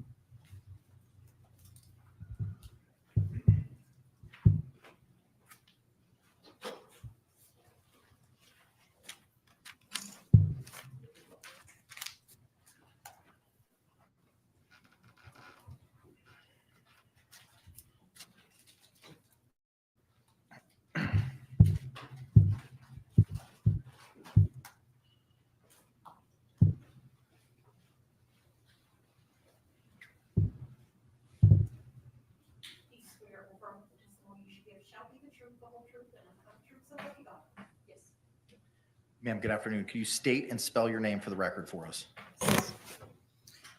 Melissa Roughgarden, MELISSA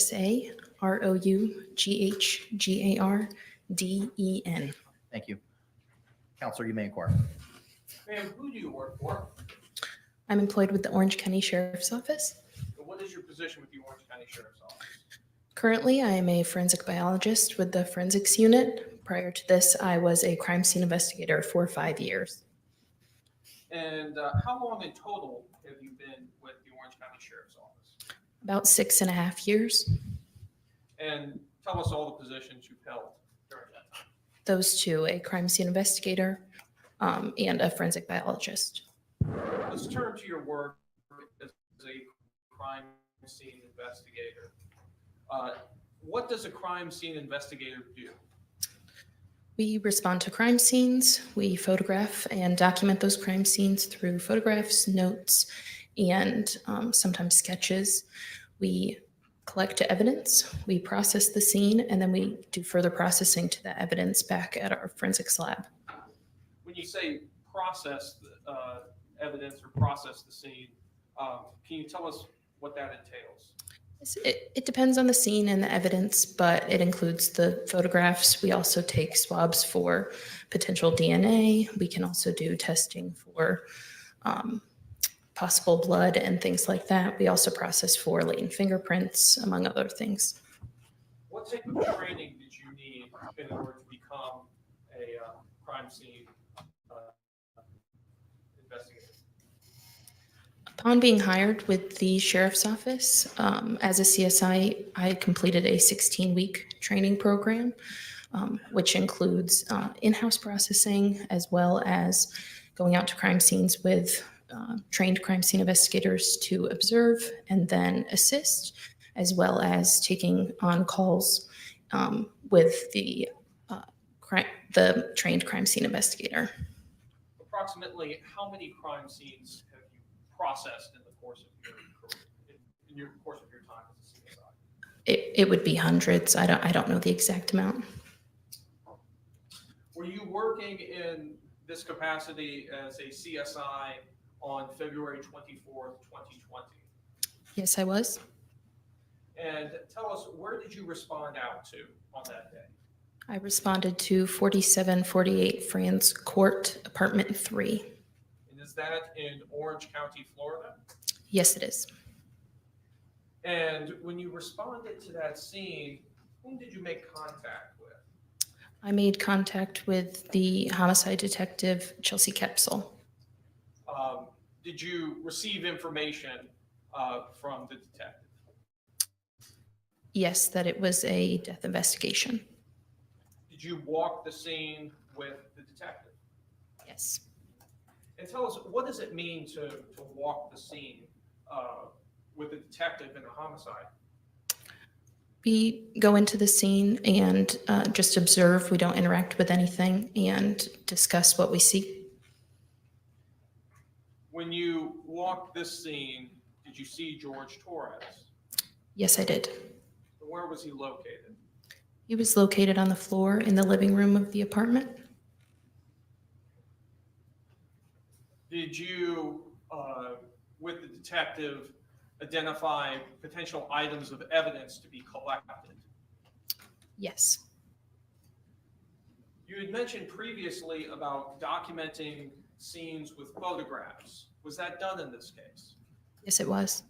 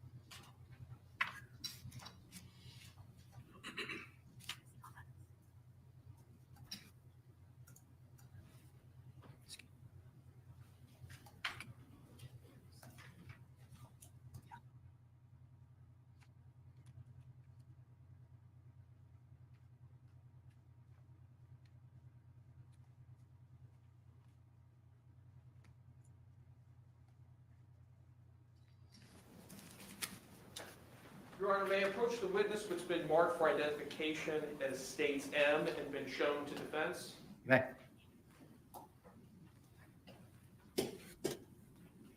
Ma'am, I'm showing you what's been marked for identification as States M.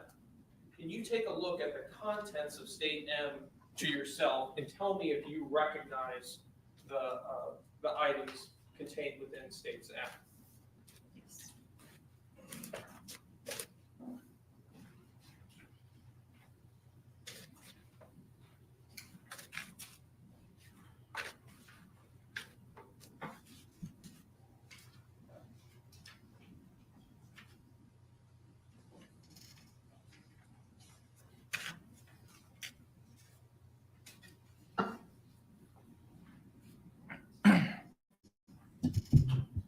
I didn't even pay attention to her.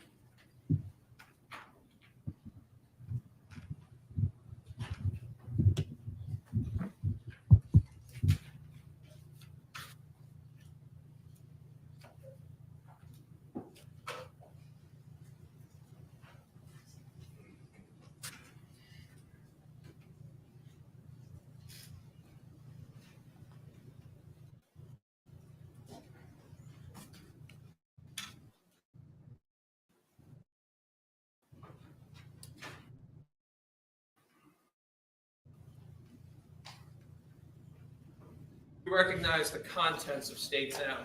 Yes, I do. Tell us, what is the contents of State M? They are photographs I took on the crime scene. Do they fairly and accurately represent how that crime scene appeared on February 24th, 2020? Yes, they do. Your Honor, at this time, I'd like to move what's previously been marked for identification, the State's M, into evidence. How many photographs are there? Do you have a total? 111. No objection. All right. What was pre-marked as States M will be received into evidence without objection as States 8.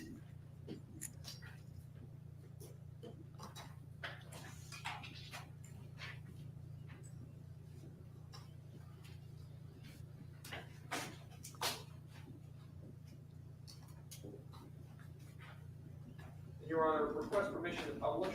You may.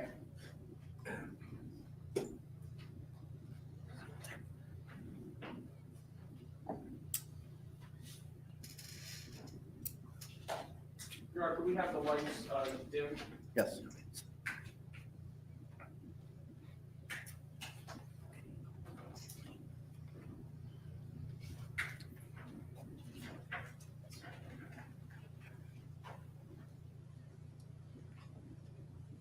Yeah, I remember that.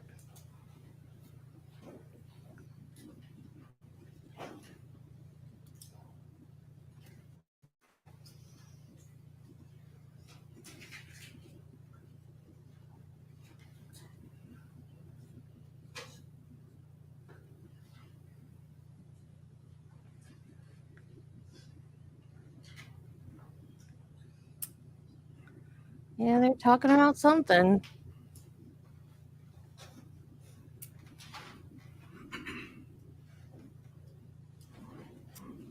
And I'm first going to publish to you as part of States M. Picture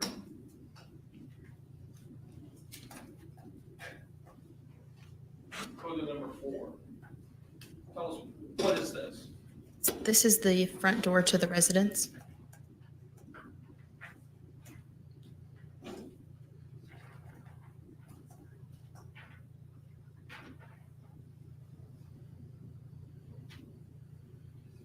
States 5. This is also the front door of the residence, just a closer image to the door.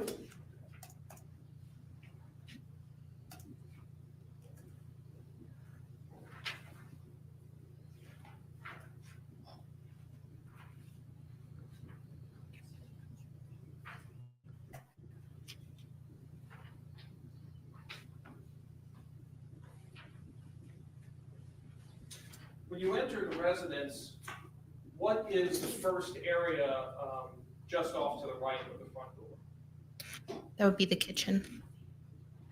Showing you it's been marked as States 11. Yes, so this is just inside the door. To the right, there is the kitchen area.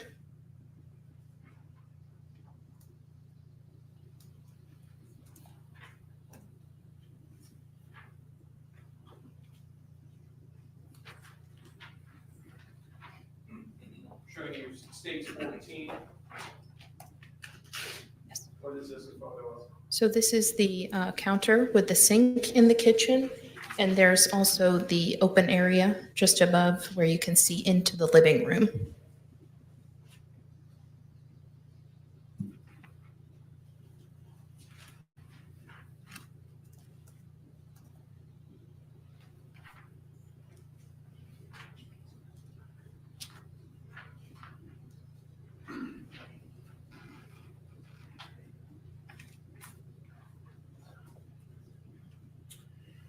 Showing you from States Composite photo 19. Yes. What is this? This is a hutch inside the kitchen. You can see in the background, that is where that first photo of the kitchen was taken. So that's the entryway. And then this is the hutch, and there is a cell phone on the hutch in the kitchen.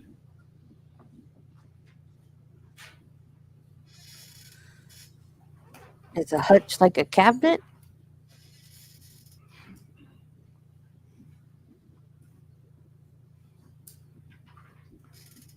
Showing you States 22.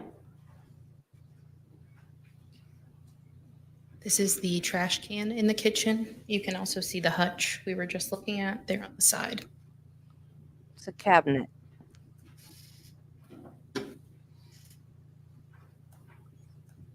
Stage 23. This is the contents of the trash can. You can see 2 wine bottles on the top of the trash. Did you also find receipts in that trash can as well? Yes.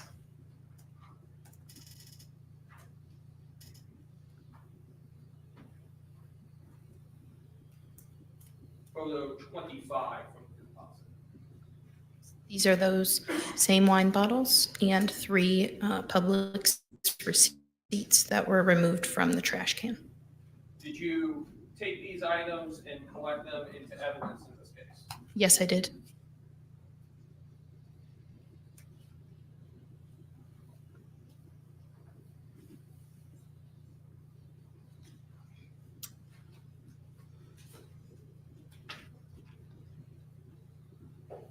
Yeah, those are big wine bottles. That's not what I think of when I think of a wine bottle.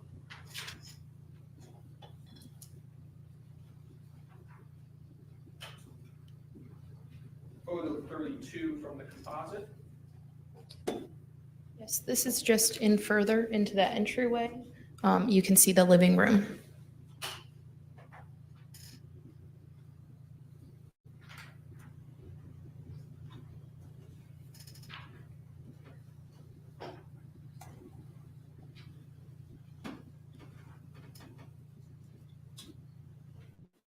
Photo 35 from the composite.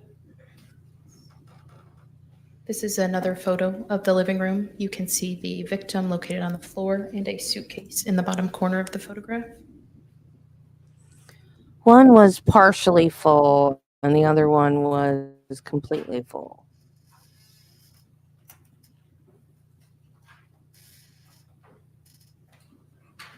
Photo 36.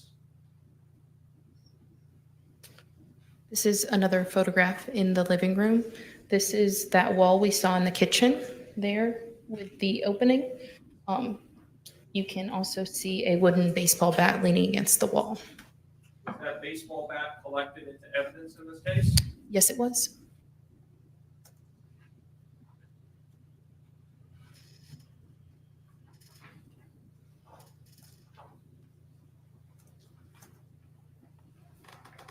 And they drank another bottle the day before, another bottle and a half then, I guess, because wasn't there 3? Photo 38. There were This 3 is- bottles altogether, right? Because there were 3 receipts. This is also a photograph of the living room, just the other side of the room.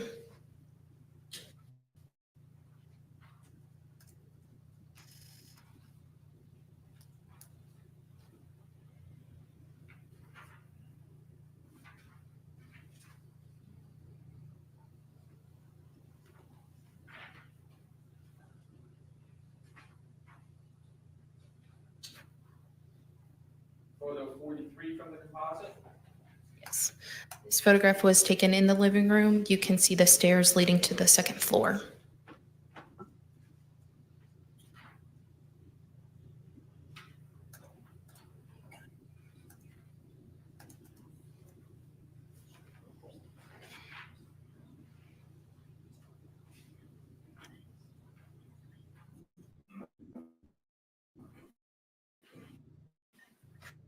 Photograph 45.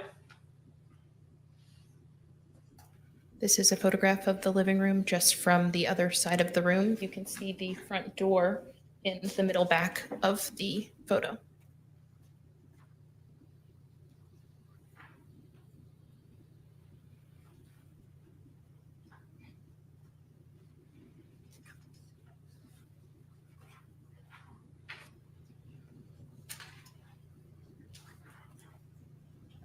Photo 49 from the composite.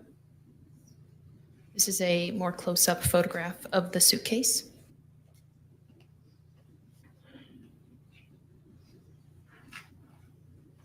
Yeah, I noticed that too. That's awfully close to the bottom of the stairs. Photo 50. This is a photograph of one of the zippers on the suitcase.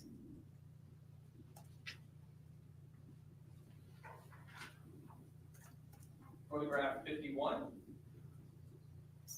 This is a close-up picture of that same zipper. There is no zipper pull on it. It appeared to be a small wire of some sort, the pink wrapped around the zipper.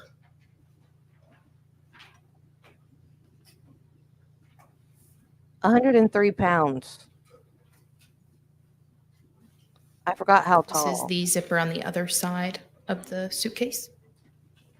Just for the record, that's photograph 52.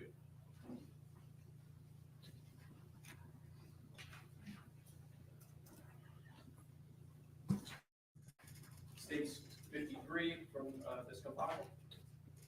The close-up image of that same zipper. There is also no zipper pull on that one. Was that a zipper inside? Did it have a double zipper? Photo 54 from the composite. This is the contents of the suitcase after just lifting the lid.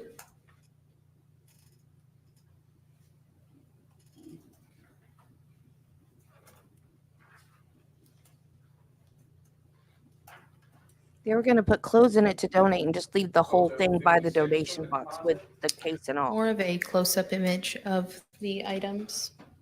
There were miscellaneous papers and paperwork, some clothing items, and apparent blood inside the suitcase.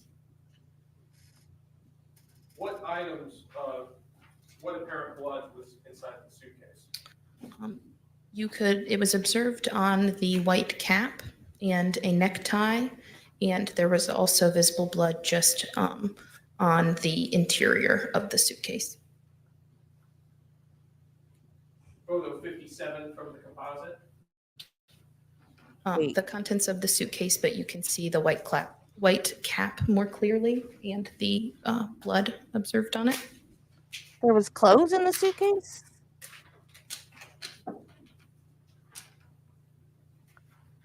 '58 from the composite. You can see the necktie with blood. It appeared to be silver multicolored. And then there's also a diazepam syringe in the plastic casing there. It was prescribed to the victim.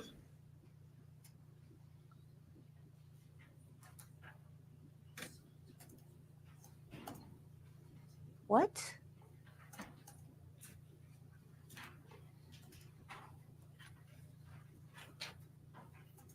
Photo 61 from the composite.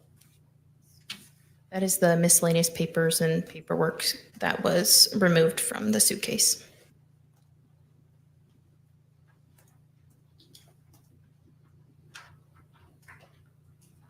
Photo Or 62 from the composite. If she threw That's the case suitcase after downstairs all of with the him in it. items were removed.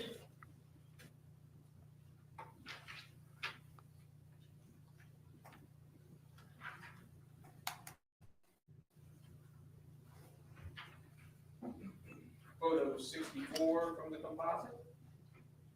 Yes, that is what appeared to be some like small pieces of paper that appeared to be soaked with blood. Is this inside of the suitcase? Yes. Why would he be prescribed a Valium injection? Photo 65 from the composite. That is the baseball bat that was leaning against the wall in the living room.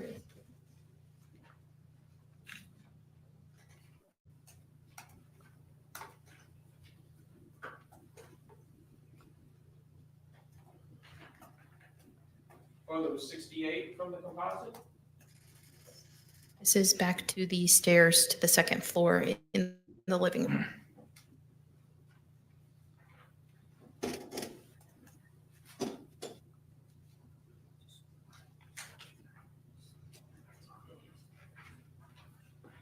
Photo 69 from the composite.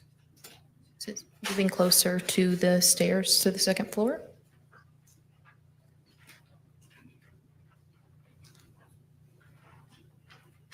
Photo 70 from the composite. Photographing more of the staircase.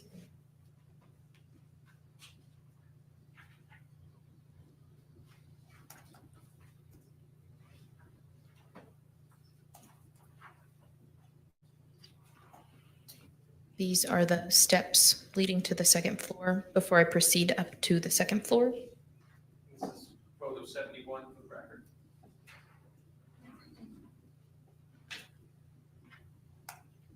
Photo 72 from the composite. The upper portion of the stairs leading to the second floor.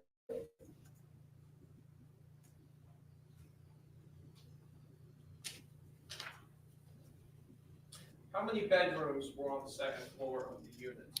There were 2 bedrooms.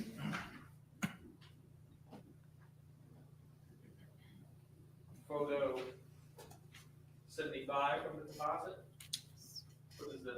This is the hallway. You can see a closet in the hallway and then the door to one of the bedrooms. Does this appear to be a child's room? Yes, it did.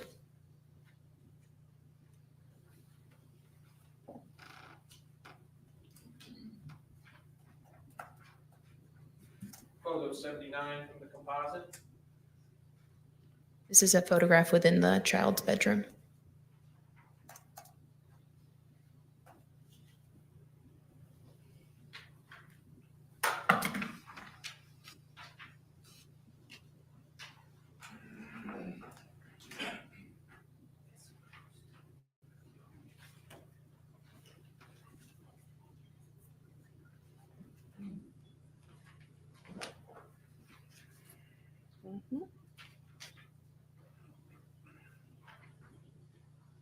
Photo 86 from the composite. This is the door leading to the other bedroom upstairs.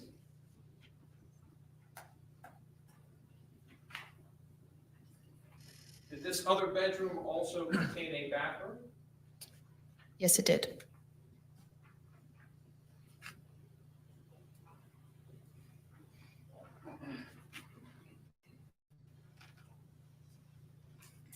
I don't know what doctor Photo 90 prescribed that. from the composite. This is the bed within that bedroom. That comes in pill form. That shouldn't have been prescribed an injection.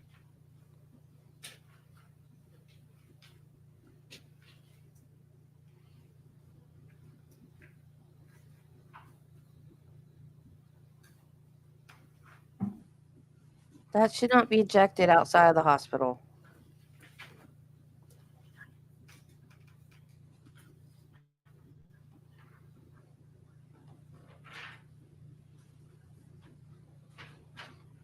Photo 97 from the composite. This is the bathroom. Yeah, but she said it was prescribed to him. Upstairs. Yes. Did you also have an occasion to photograph the defendant? Yes, I did. You see the defendant here at court today. Yes, I do. Could you please point to them and identify our article of clothing they're wearing? She is right there with a black blazer and a pink shirt. Your Honor, may the record reflect that witnesses identified the defendant. Record so reflect.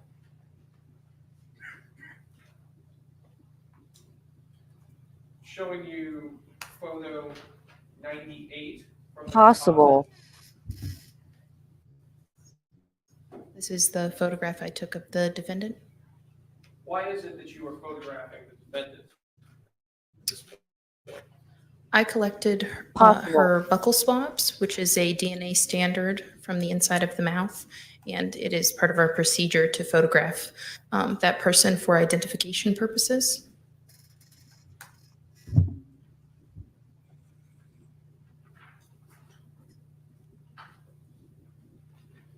Do you also document the rest of her body as well at that time? Yes, I did. Publishing photograph 101 from State's Composite. This is a photograph of her hands facing upward.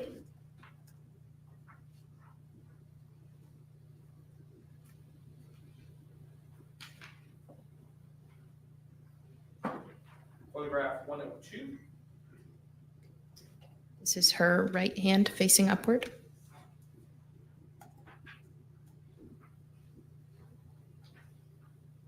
Photograph 103. her left hand facing upward.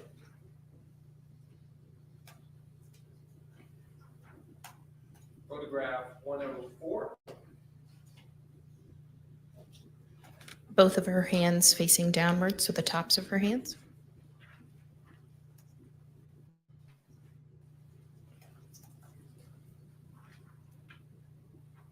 Photograph 105.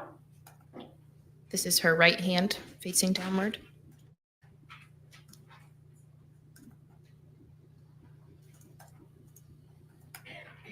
Photograph 106.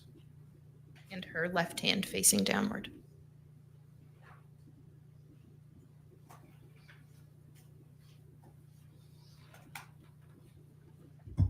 No, it's Photograph Valium. 107. It's for anxiety. This would be of her right arm. He could have blood coming from his mouth just from the Photograph 108. fluids pooling Left arm. the way it did from the weird position he was in. Photograph 109. Her right arm with it facing upward.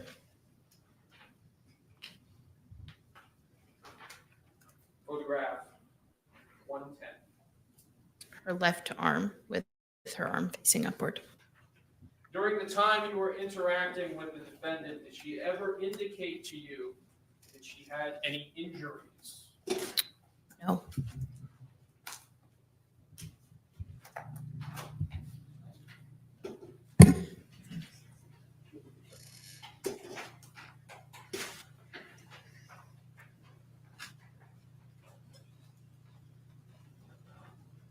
You had previously testified that you also collected physical items of evidence from the home as well, in this case. Yes, I did.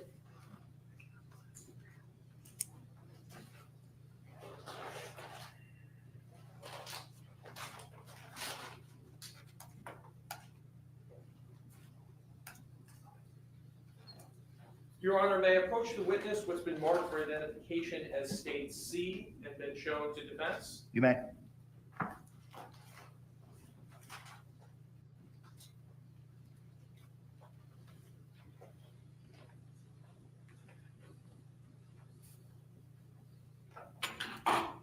Ma'am, I'm assuming you was marked for identification as State C. Can you take a look at that package for me?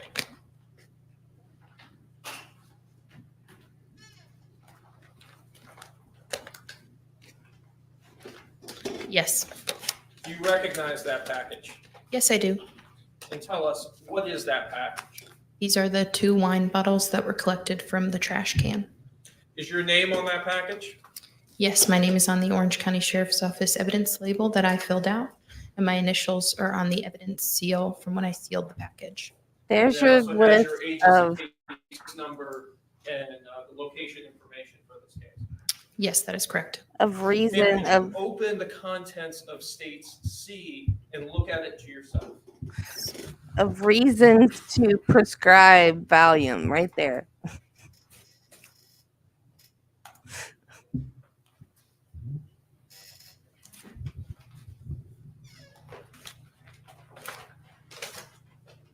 Yes. Yes, it is a controlled substance.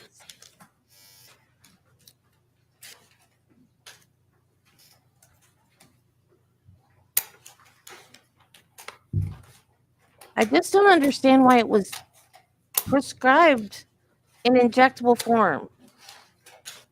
That's dangerous.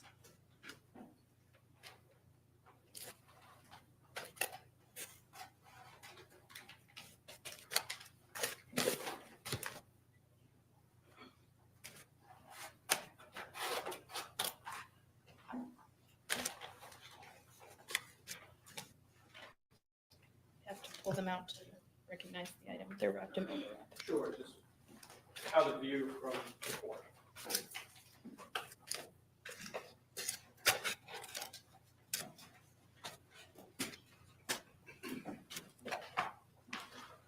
Because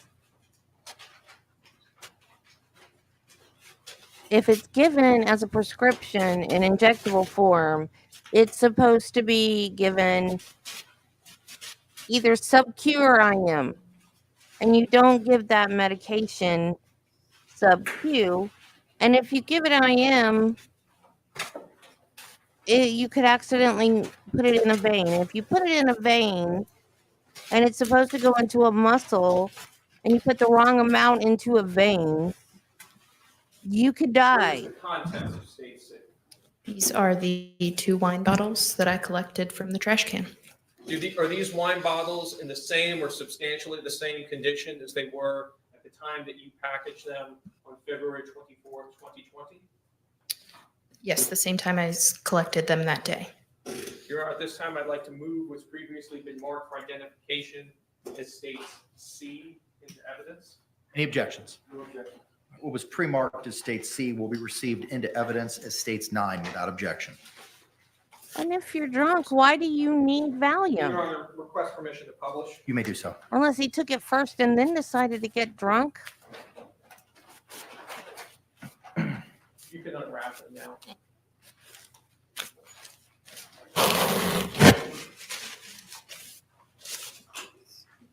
Yeah, I didn't know about the Valium. This opens a whole new line of questioning. I hope they circle back around to that.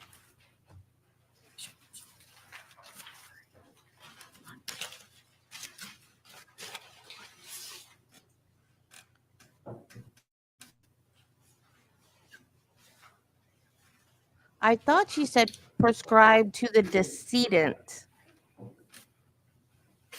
I hope she said decedent and not defendant.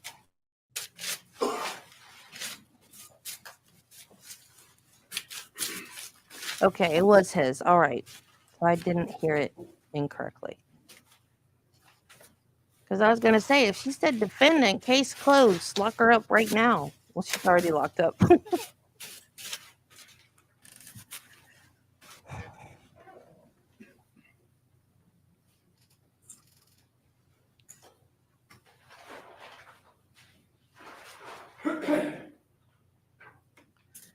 Did you also have occasion to collect the baseball bat from the living room? Yes, I did. If he gave it to himself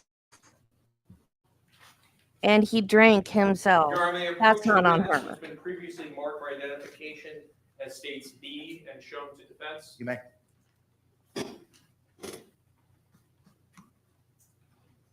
Ma'am, I'm showing you it's been marked for identification as states B.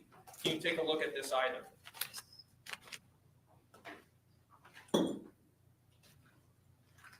It's a salami. Yes. Do you recognize this item? Yes, I do. This is the wooden baseball bat I collected from the living room. Does this item have your name on it? Yes, it has my name on the Orange County Sheriff's Office evidence label that I filled out, as well as my initials on the evidence seal. It also has your initials and your agency case number as well. Yes, it does. Ma'am, could you open states B and look at the contents of it to yourself without displaying it to the court? Yes.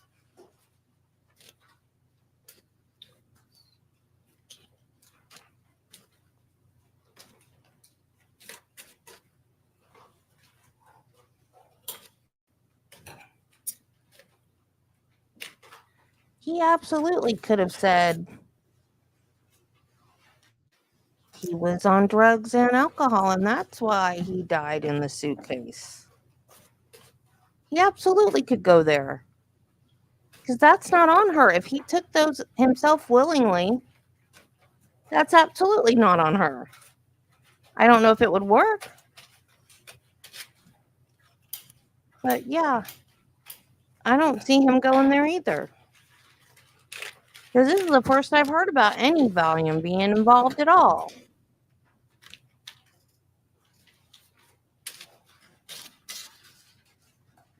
I wonder if it's the first time Owens have heard about any Valium. It's possible.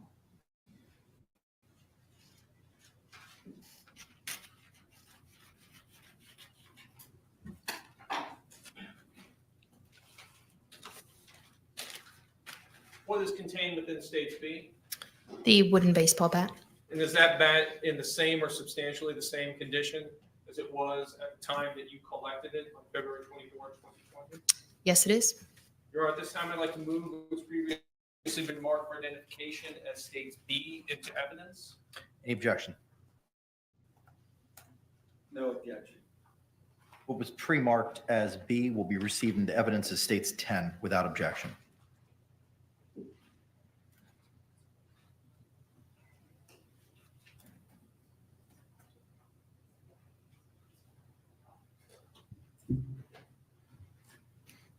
Well, and Sarah said he didn't take any medicine because they asked her several times if he took any medicine, and she said no, he doesn't take any medicine. And then they said, does he have any medical conditions? No, not that I know of. Your Honor, request permission to publish. You may.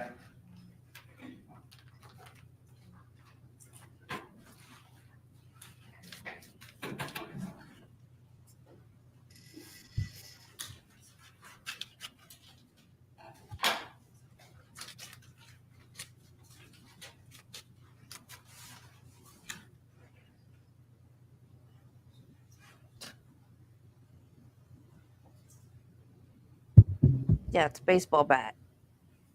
I always think it's funny when they pull out these everyday objects at trials like this.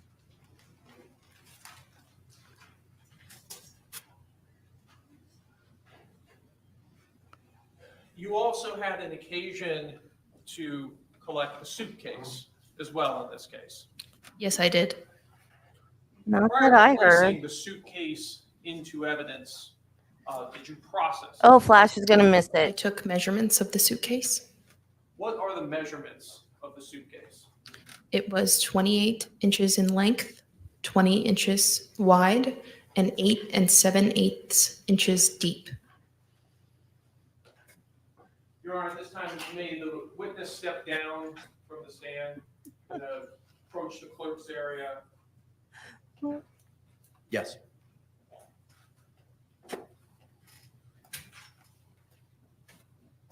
Yeah.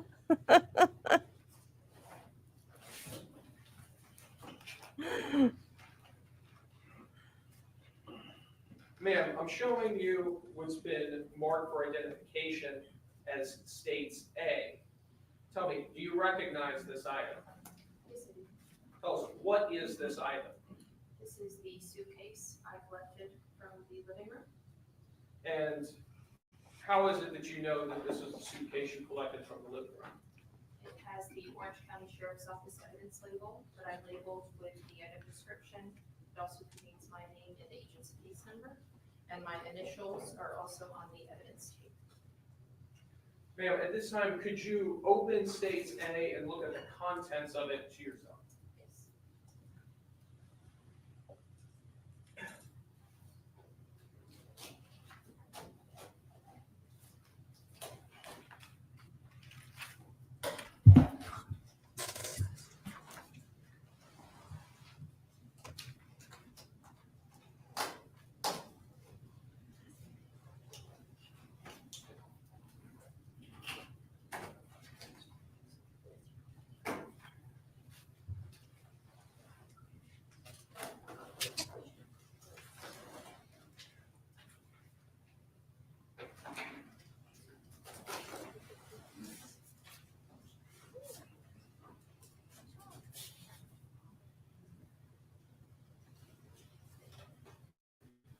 What is inside of States A? This is the suitcase I collected from the living room. And does it appear to be in the same or substantially the same condition as the time that you collected it and placed it into evidence? Yes. Your Honor, at this time, I'd like to move what's been marked for identification as States A into evidence. Any objections? No objection. What was pre-marked as A will be received into evidence without objection as States 11. Sarah just smiled at whatever Owen said. For permission to publish States A to the jury. You may.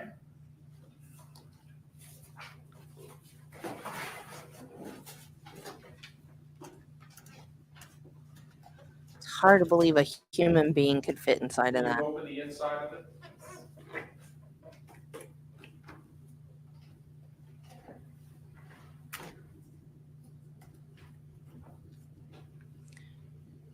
She's having trouble opening it from the outside.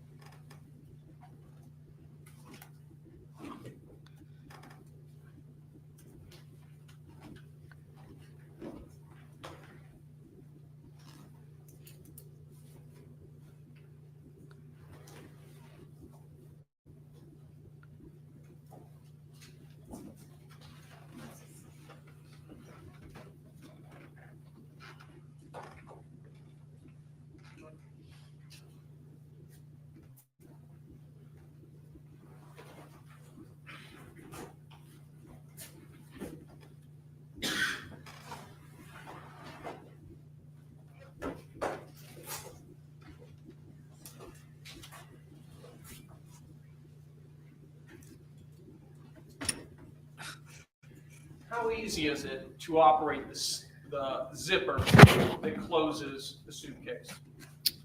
It was a little difficult. Well, yeah, you could tell. I have no additional questions at this time. Thank you.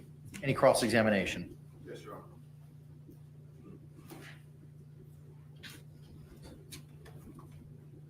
Good afternoon. Good afternoon. Reached out court reporters. Are you also referred to as a medical examiner investigator as opposed to just crime scene investigator? No, that is not my title. Do you do reports that the medical examiner necessarily relies upon in the process of doing the autopsy and additional investigations? You would have to ask them. Who makes the decision at the scene as to what items will be photographed and what items will be taken into custody, what items will necessarily be tested or analyzed? That's a collaborative effort between the crime scene investigator and the lead detective while on scene. That would be yourself. And who was the lead detective?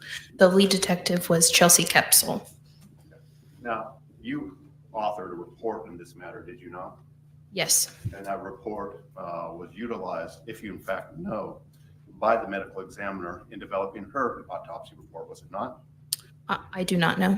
In your report, did you advise the medical or whomever might read your report that in fact the body had been removed from the suitcase by first offenders or first responders? No, I don't believe so. And we know that you have the capacity to do DNA analysis, correct? No, we process DNA or collect swabs for DNA, and then that's submitted to the Florida Department of Law Enforcement for conventional DNA analysis. So you did that with a sample from the inside of Sarah Boone's mouth. Her buccal swabs were submitted to the FDLE. And who made that decision? The detective and I. Who made the decision not to bother to do a DNA analysis on the blood from the items within the suitcase or the suitcase itself? That was a discussion between the detective and I. And you chose not to do that.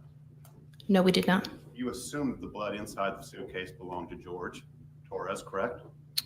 There was blood observed in the suitcase. But you don't know who that belonged to because you didn't bother to analyze it or have it analyzed, correct?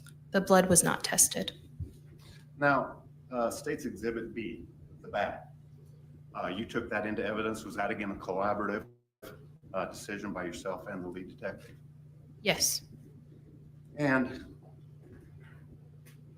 what efforts did you make to have the bat analyzed, given the fact that it was apparently evidence? It was just collected as evidence from the scene.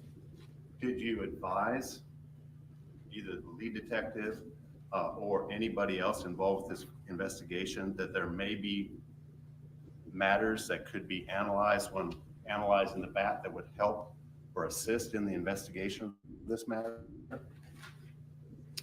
It's my job to do the documentation and the collection of evidence. Well, you said it was a collaborative effort between yourself and the lead detective, so did you participate in that decision? We chose to collect the bat and put it into evidence. And so there was a fiber analysis done on the bat to determine whether or not it was used to strike Jorge Torres when he was in the suitcase, was there not? Pardon? fact, there was not, was there? There was no effort to analyze that. Jack, I don't believe the witness had an opportunity to answer the question. Sustained. I'm sorry. Please. Can you repeat the question? If I can remember it, I will. Do you know that there was any effort made in this particular investigation, the investigation of Sarah Boone, to analyze the bat for fibers? No, there was not. And why was that not done? It was not done. You indicated that you had some interaction with Ms. Boone, is that correct? I collected her buccal swabs. Did you speak with her? In collecting her buccal swabs, yes. Did you speak to any other witnesses? No. Did you make any determination of other matters that might be of import or evidentiary value when you were going through the house and taking photographs and documenting the interior of the townhouse? You'll have to be more specific. Well, how many pictures of the child's bedroom did we see? Here today, Yes, ma'am. we saw the entrance to the bedroom as well as a photograph of the interior of the bedroom. What was the evidentiary value of that? It's my job to photograph and document while on scene, so the rooms in the upstairs were photographed and documented. Did you photograph holes in the wall, possibly made by the victim? I don't recall photographing holes in the wall, no. Did you take photographs of items within the house or throughout the house that may have depicted incidents of prior violence? You'll have to be more specific. How about bloody pillowcases? Did you make any effort to collect and analyze pillowcases of the rooms that you were photographing? No. Who made, you have significant experience with zippers? I use zippers regularly, yes. Enough to have an opinion as to whether or not a zipper is stuck or not. Is what? Sorry? You testified on direct that the zipper was a little tight. Just that it was difficult without the zipper pulls to use the zipper. That's not what she said. It said difficult. Yes, from opening the suitcase here today. Today, you only tested it today? Pardon? You only today have for the first time tested the ability to pull open the zipper on the suitcase? No, I'm saying it was difficult today. A redirect examination. Yes, Your Honor.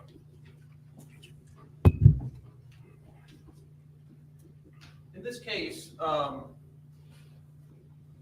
you documented the entirety of the house as you saw it. Yes. So every room in the house, They were all taken overall photographs. walls in the house. In the overall photographs, yes, they weren't all individually photographed, no. And you did not document or note any type of holes in the wall or any type of damage to the walls, anything like that. Not the walls, no. Is that something that would have been documented both photographically and also within your report? Yes. You also, as we've previously seen in the composite, saw the victim where he was laying in this case, correct? Yes. Was the victim, did he have blood on his mouth and on his face? Yes, he did. Did he have open wounds on his body? There was blood coming from his nose and his mouth. There was also some other areas like defects noted on his body. You also made contact with the defendant too, as well. Yes. Did you note any other wounds or cuts or anything else that was not documented that you haven't testified to? No. So no wounds, nothing on her. Not that I recall, no. No further questions. Thank you. Can this witness be released? Yes, Your Mr. Owens, can this witness be released? Judge, we'd like her to be on call. Subject to recall, ma'am. Thank you.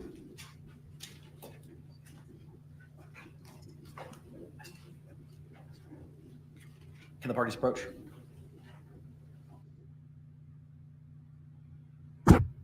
I have a feeling we'll get that whenever the ME gets on the stand.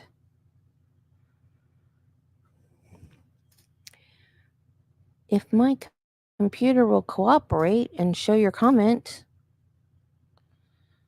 Yeah. Because so far, for the most part, we have believed her story. Even though we still think she's guilty,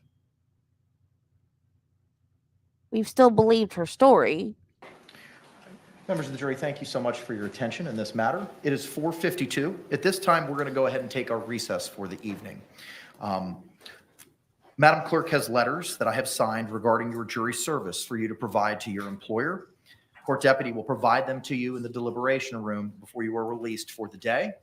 I have a similar instruction to read to you that I gave you before the lunch hour. Jurors, you must not conduct any investigation on your own.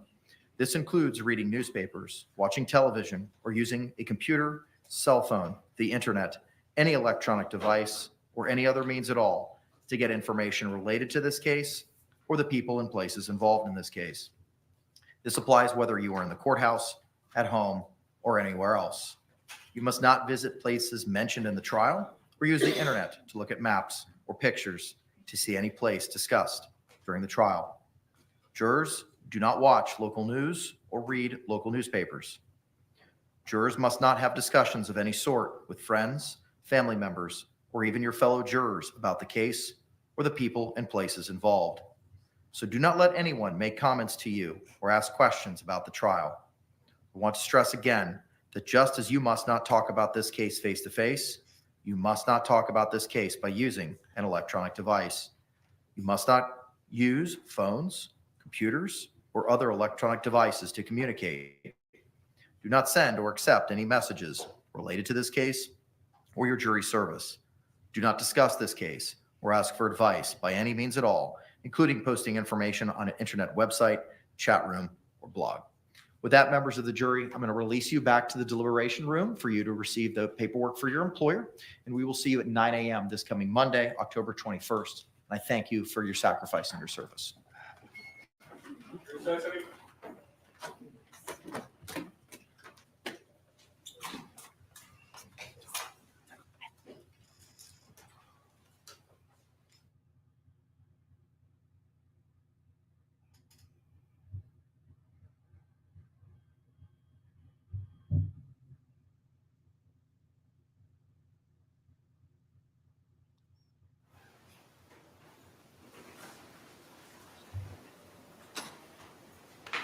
You all may be seated. Thank you.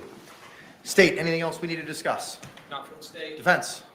All right. Thank you all very much. We will see you at 9 a.m. Monday, October 21. We're off the record.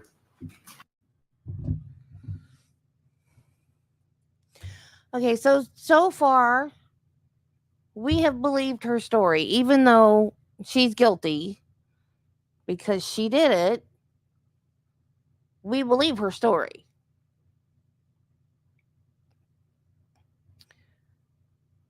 Oh, do you want to watch them reshackle her?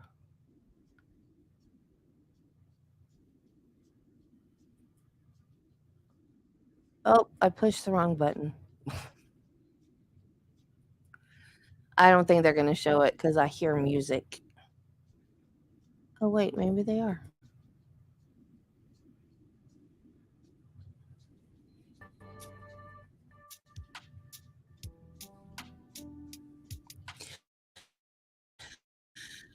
But what if the whole story is BS? What if she did knock him out with the baseball bat and put him in the suitcase? I don't think she did that. I think the majority of her story is the truth, but she didn't say about hitting his fingers with the baseball bat. I don't know.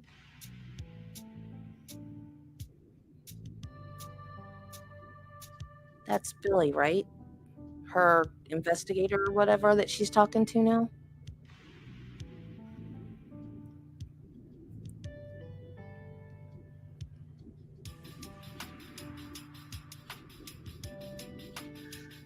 Yeah, it could. And I'm wondering. Wait. Yeah, I'm wondering why we haven't heard about that before now. Now, she didn't say needle, she said syringe. Could be an oral syringe, but I don't know why a grown man would have an oral syringe.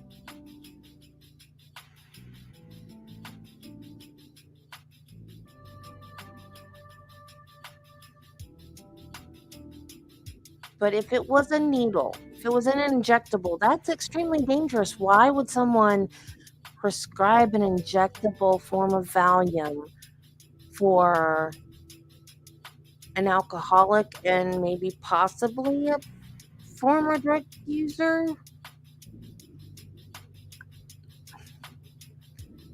Dang, this is tearing me up because now I want to know why did he have a Valium syringe in there?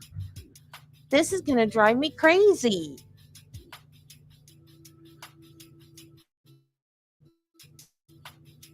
I don't know. Like, I get battered spouse syndrome. I have hair, dog hair everywhere. I get that she loves him and doesn't want him to leave her, but he was the aggressor according to her. So would she actually do that to keep him from leaving her? I don't know.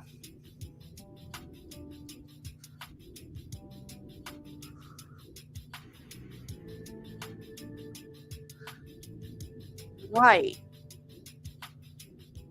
Right.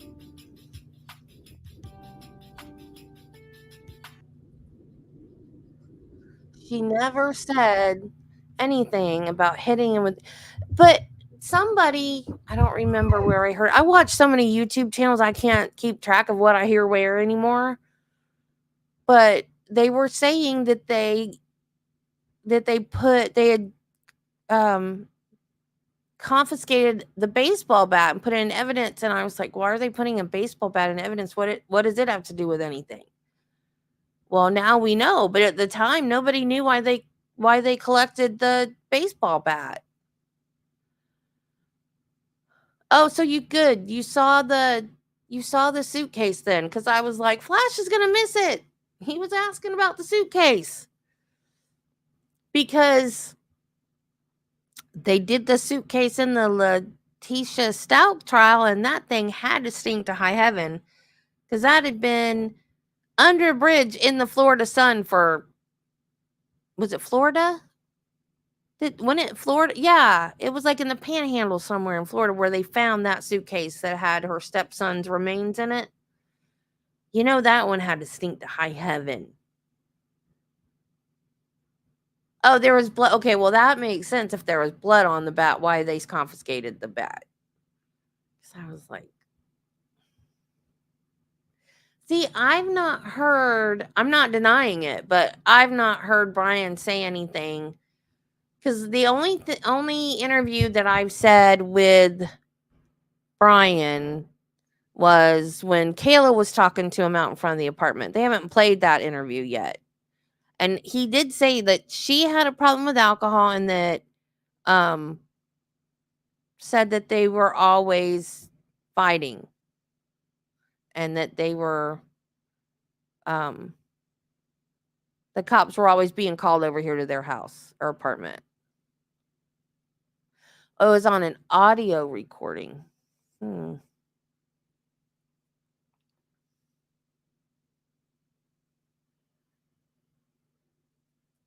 Yes, and they testified.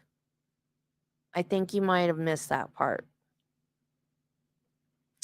Their bedrooms were like the walls to their bedroom like these are their bedrooms. So they were back to back. And then, so the walls of their bedroom, so like Sarah and George's apartment was like right here. And their bedrooms like backed up to the wall. So their stairs went, they had a 1-floor apartment. So this is the one guy's bedroom and the other guy's bedroom. And then the stairs on Sarah's apartment, because they had the 2-story apartment. And these guys had a 1 floor, and then they had upstairs neighbors that had a 1 floor. And so Sarah's next door, and her stairs went down like that. So the guy in this bedroom said he heard a commotion. It was like far away, like up here, and he said it sounded like it was going to crash into him. So he heard something going down the stairs. And the guy in this bedroom said he heard it like way above him, and then the sound got closer. So they heard it. It was a traveling noise. Like it was up high away from them, and then it traveled closer. And it said it shook the wall. They both said it shook the wall. So they were on their beds against the wall, and it shook their beds.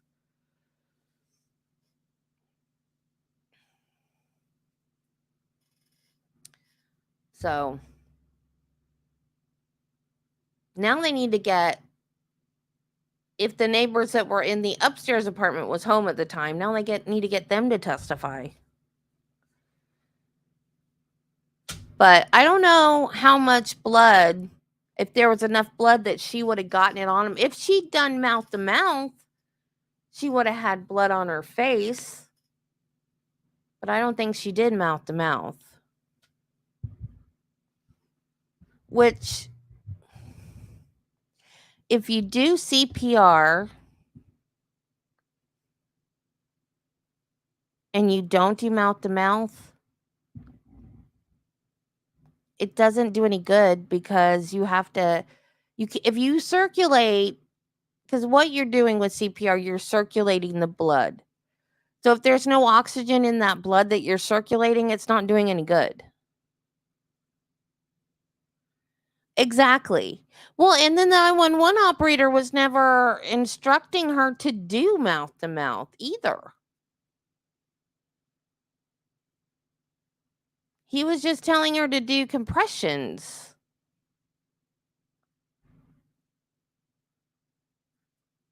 Yeah, they're done for the day.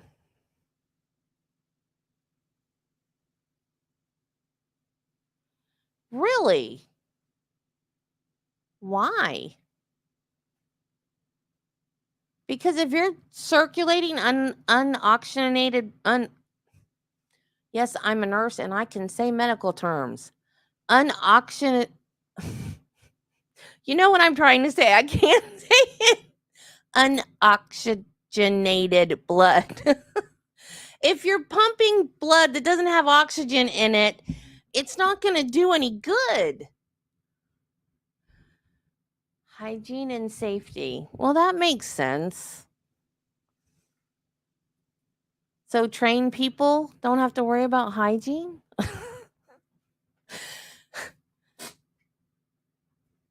It was so funny. After that code I was telling you about, and you know, we called 911, and 911 came and got him and took him to the hospital. And, you know, because we're not equipped at a nursing home to deal with, you know, we don't have we can't intubate people and all that at the nursing home. And so the ambulance came and got him. And afterwards, we're all in the treatment room getting all these little bitty bottles of mouthwash out, and we're all like gargling mouthwash and everything. They finally got like the little dental dam things that you can put in your mouth to protect, you know, like at the dentist that they use, and got them and taped them on the wall above all of the beds so that we could use those. But I never had to use one of those. Ah.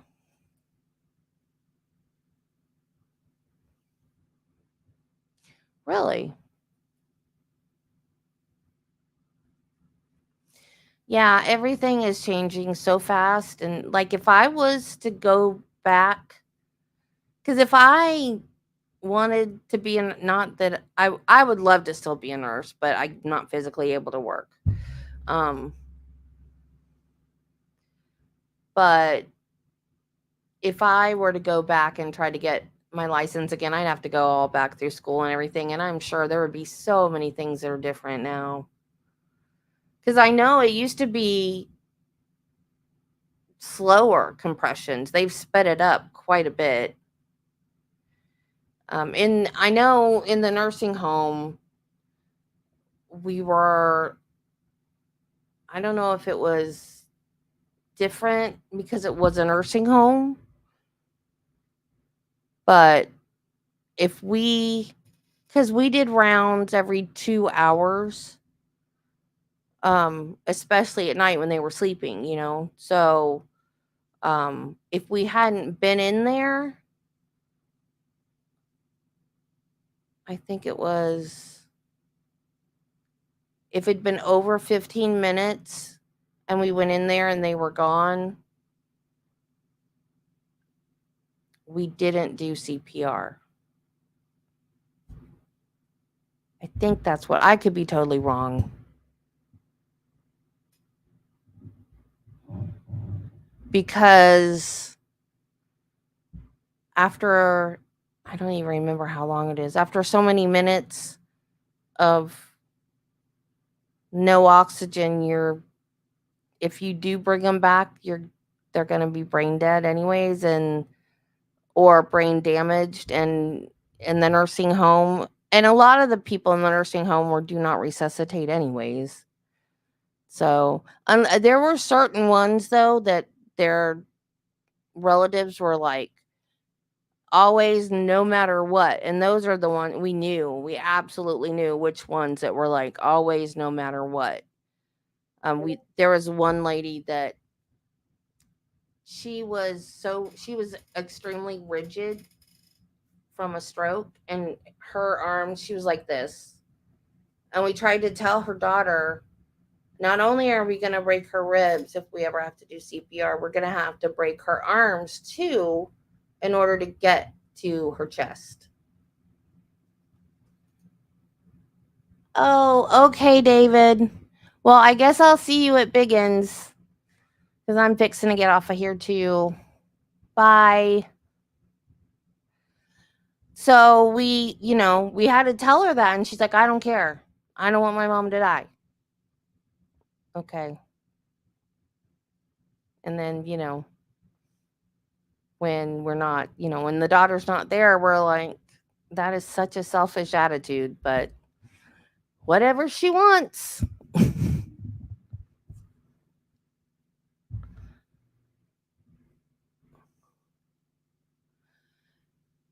In one randomized trial, there was no significant difference in survival between patients who received chest compression only CPR and those who received CPR with rescue breathing.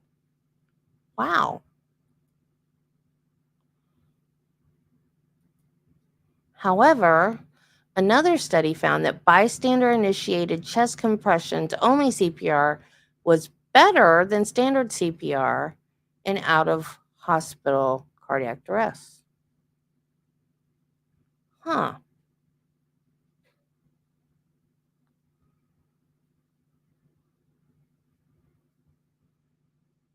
That's crazy.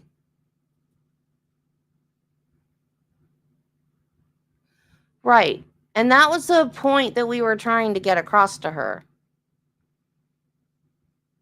And then, afterwards it was like, that is such a selfish attitude. But of course you can't say that to their face, And this same daughter, she kept moving and wouldn't give us her address or her phone number. So when something happened and we needed to get a hold of her, we couldn't. And she would show up like maybe once every 6 months. And we'd like, can we have your new contact information, please? It's crazy. But no, she wanted her mom resuscitated if anything happened. Yeah, this trial is going crazy fast. I have a feeling that defense is gonna slog it down though when it's their turn. I think they're gonna try to introduce all kinds of stuff that's stupid or irrelevant or something. I don't know. I tried to look that up and it said that there wasn't a case with anybody with that name. So I don't know what I'm doing wrong. Because it's not in Orange County, is it?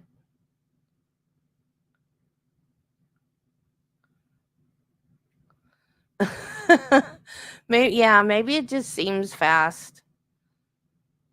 But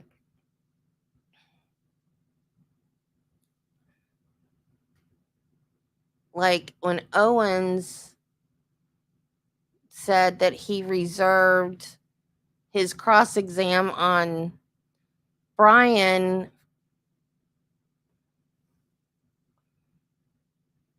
for when they call him, I was like, oh, wait a minute. What is happening? So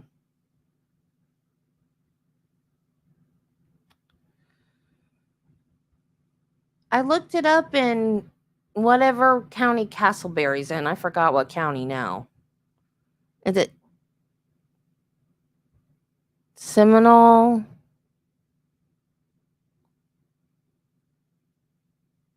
I don't know. I don't remember. Okay, I'm so tired. I'm glad it's Friday because I'm going to rest this weekend.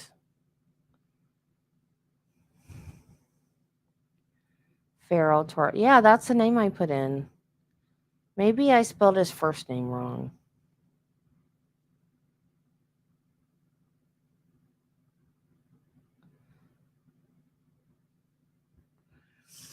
Yeah, my dad, when I don't know how old he was.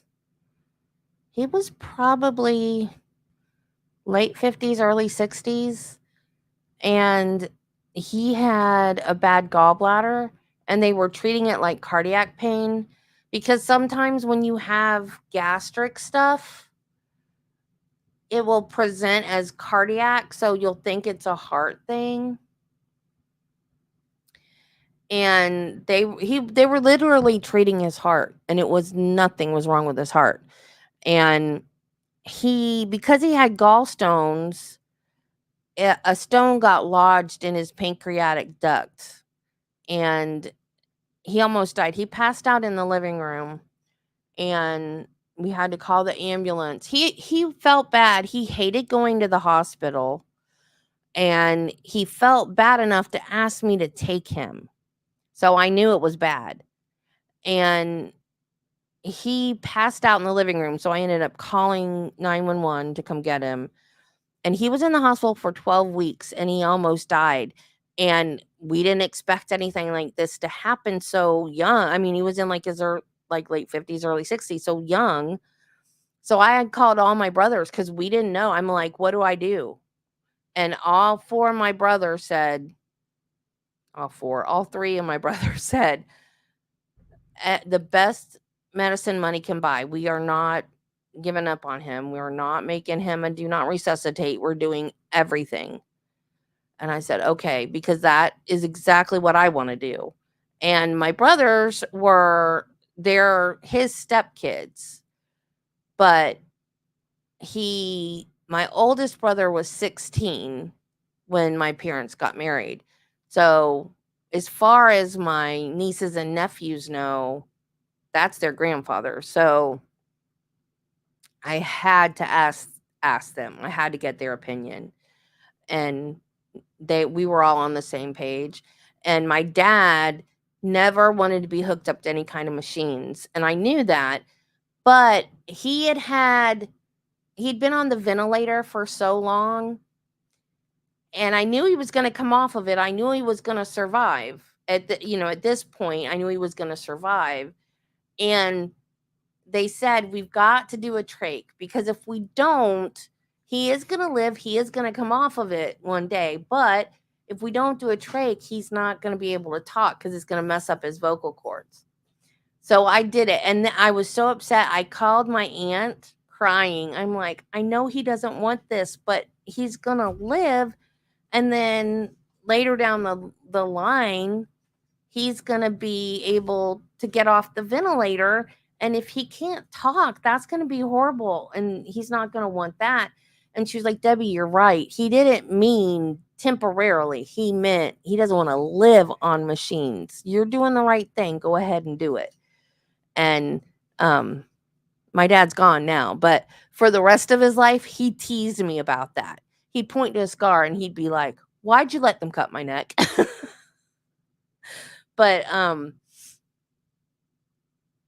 yeah, it's if you don't let people know what you want,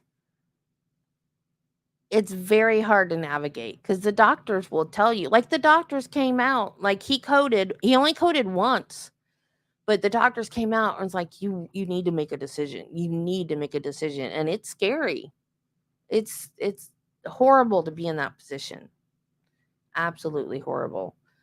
So I've told my husband what I want. Yeah, I'm that way too.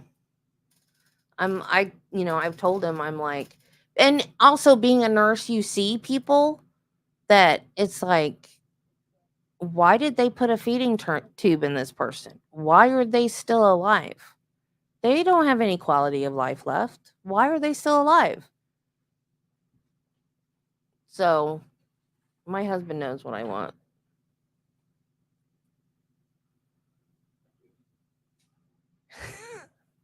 He just came in. He goes, I do? Yes, you do.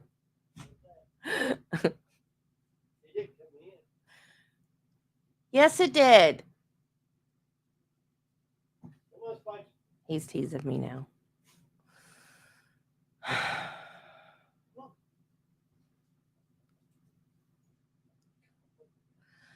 I'm on Discord.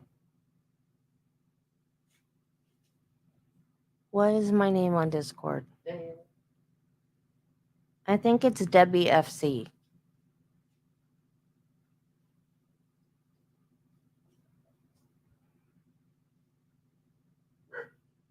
You have 10 court docs on him?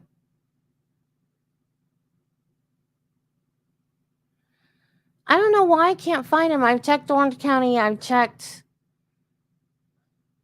I guess it was Seminole. I don't remember which county it was. Wherever Castleberry is. Unless I spelled his first name wrong. But wouldn't it have still come up?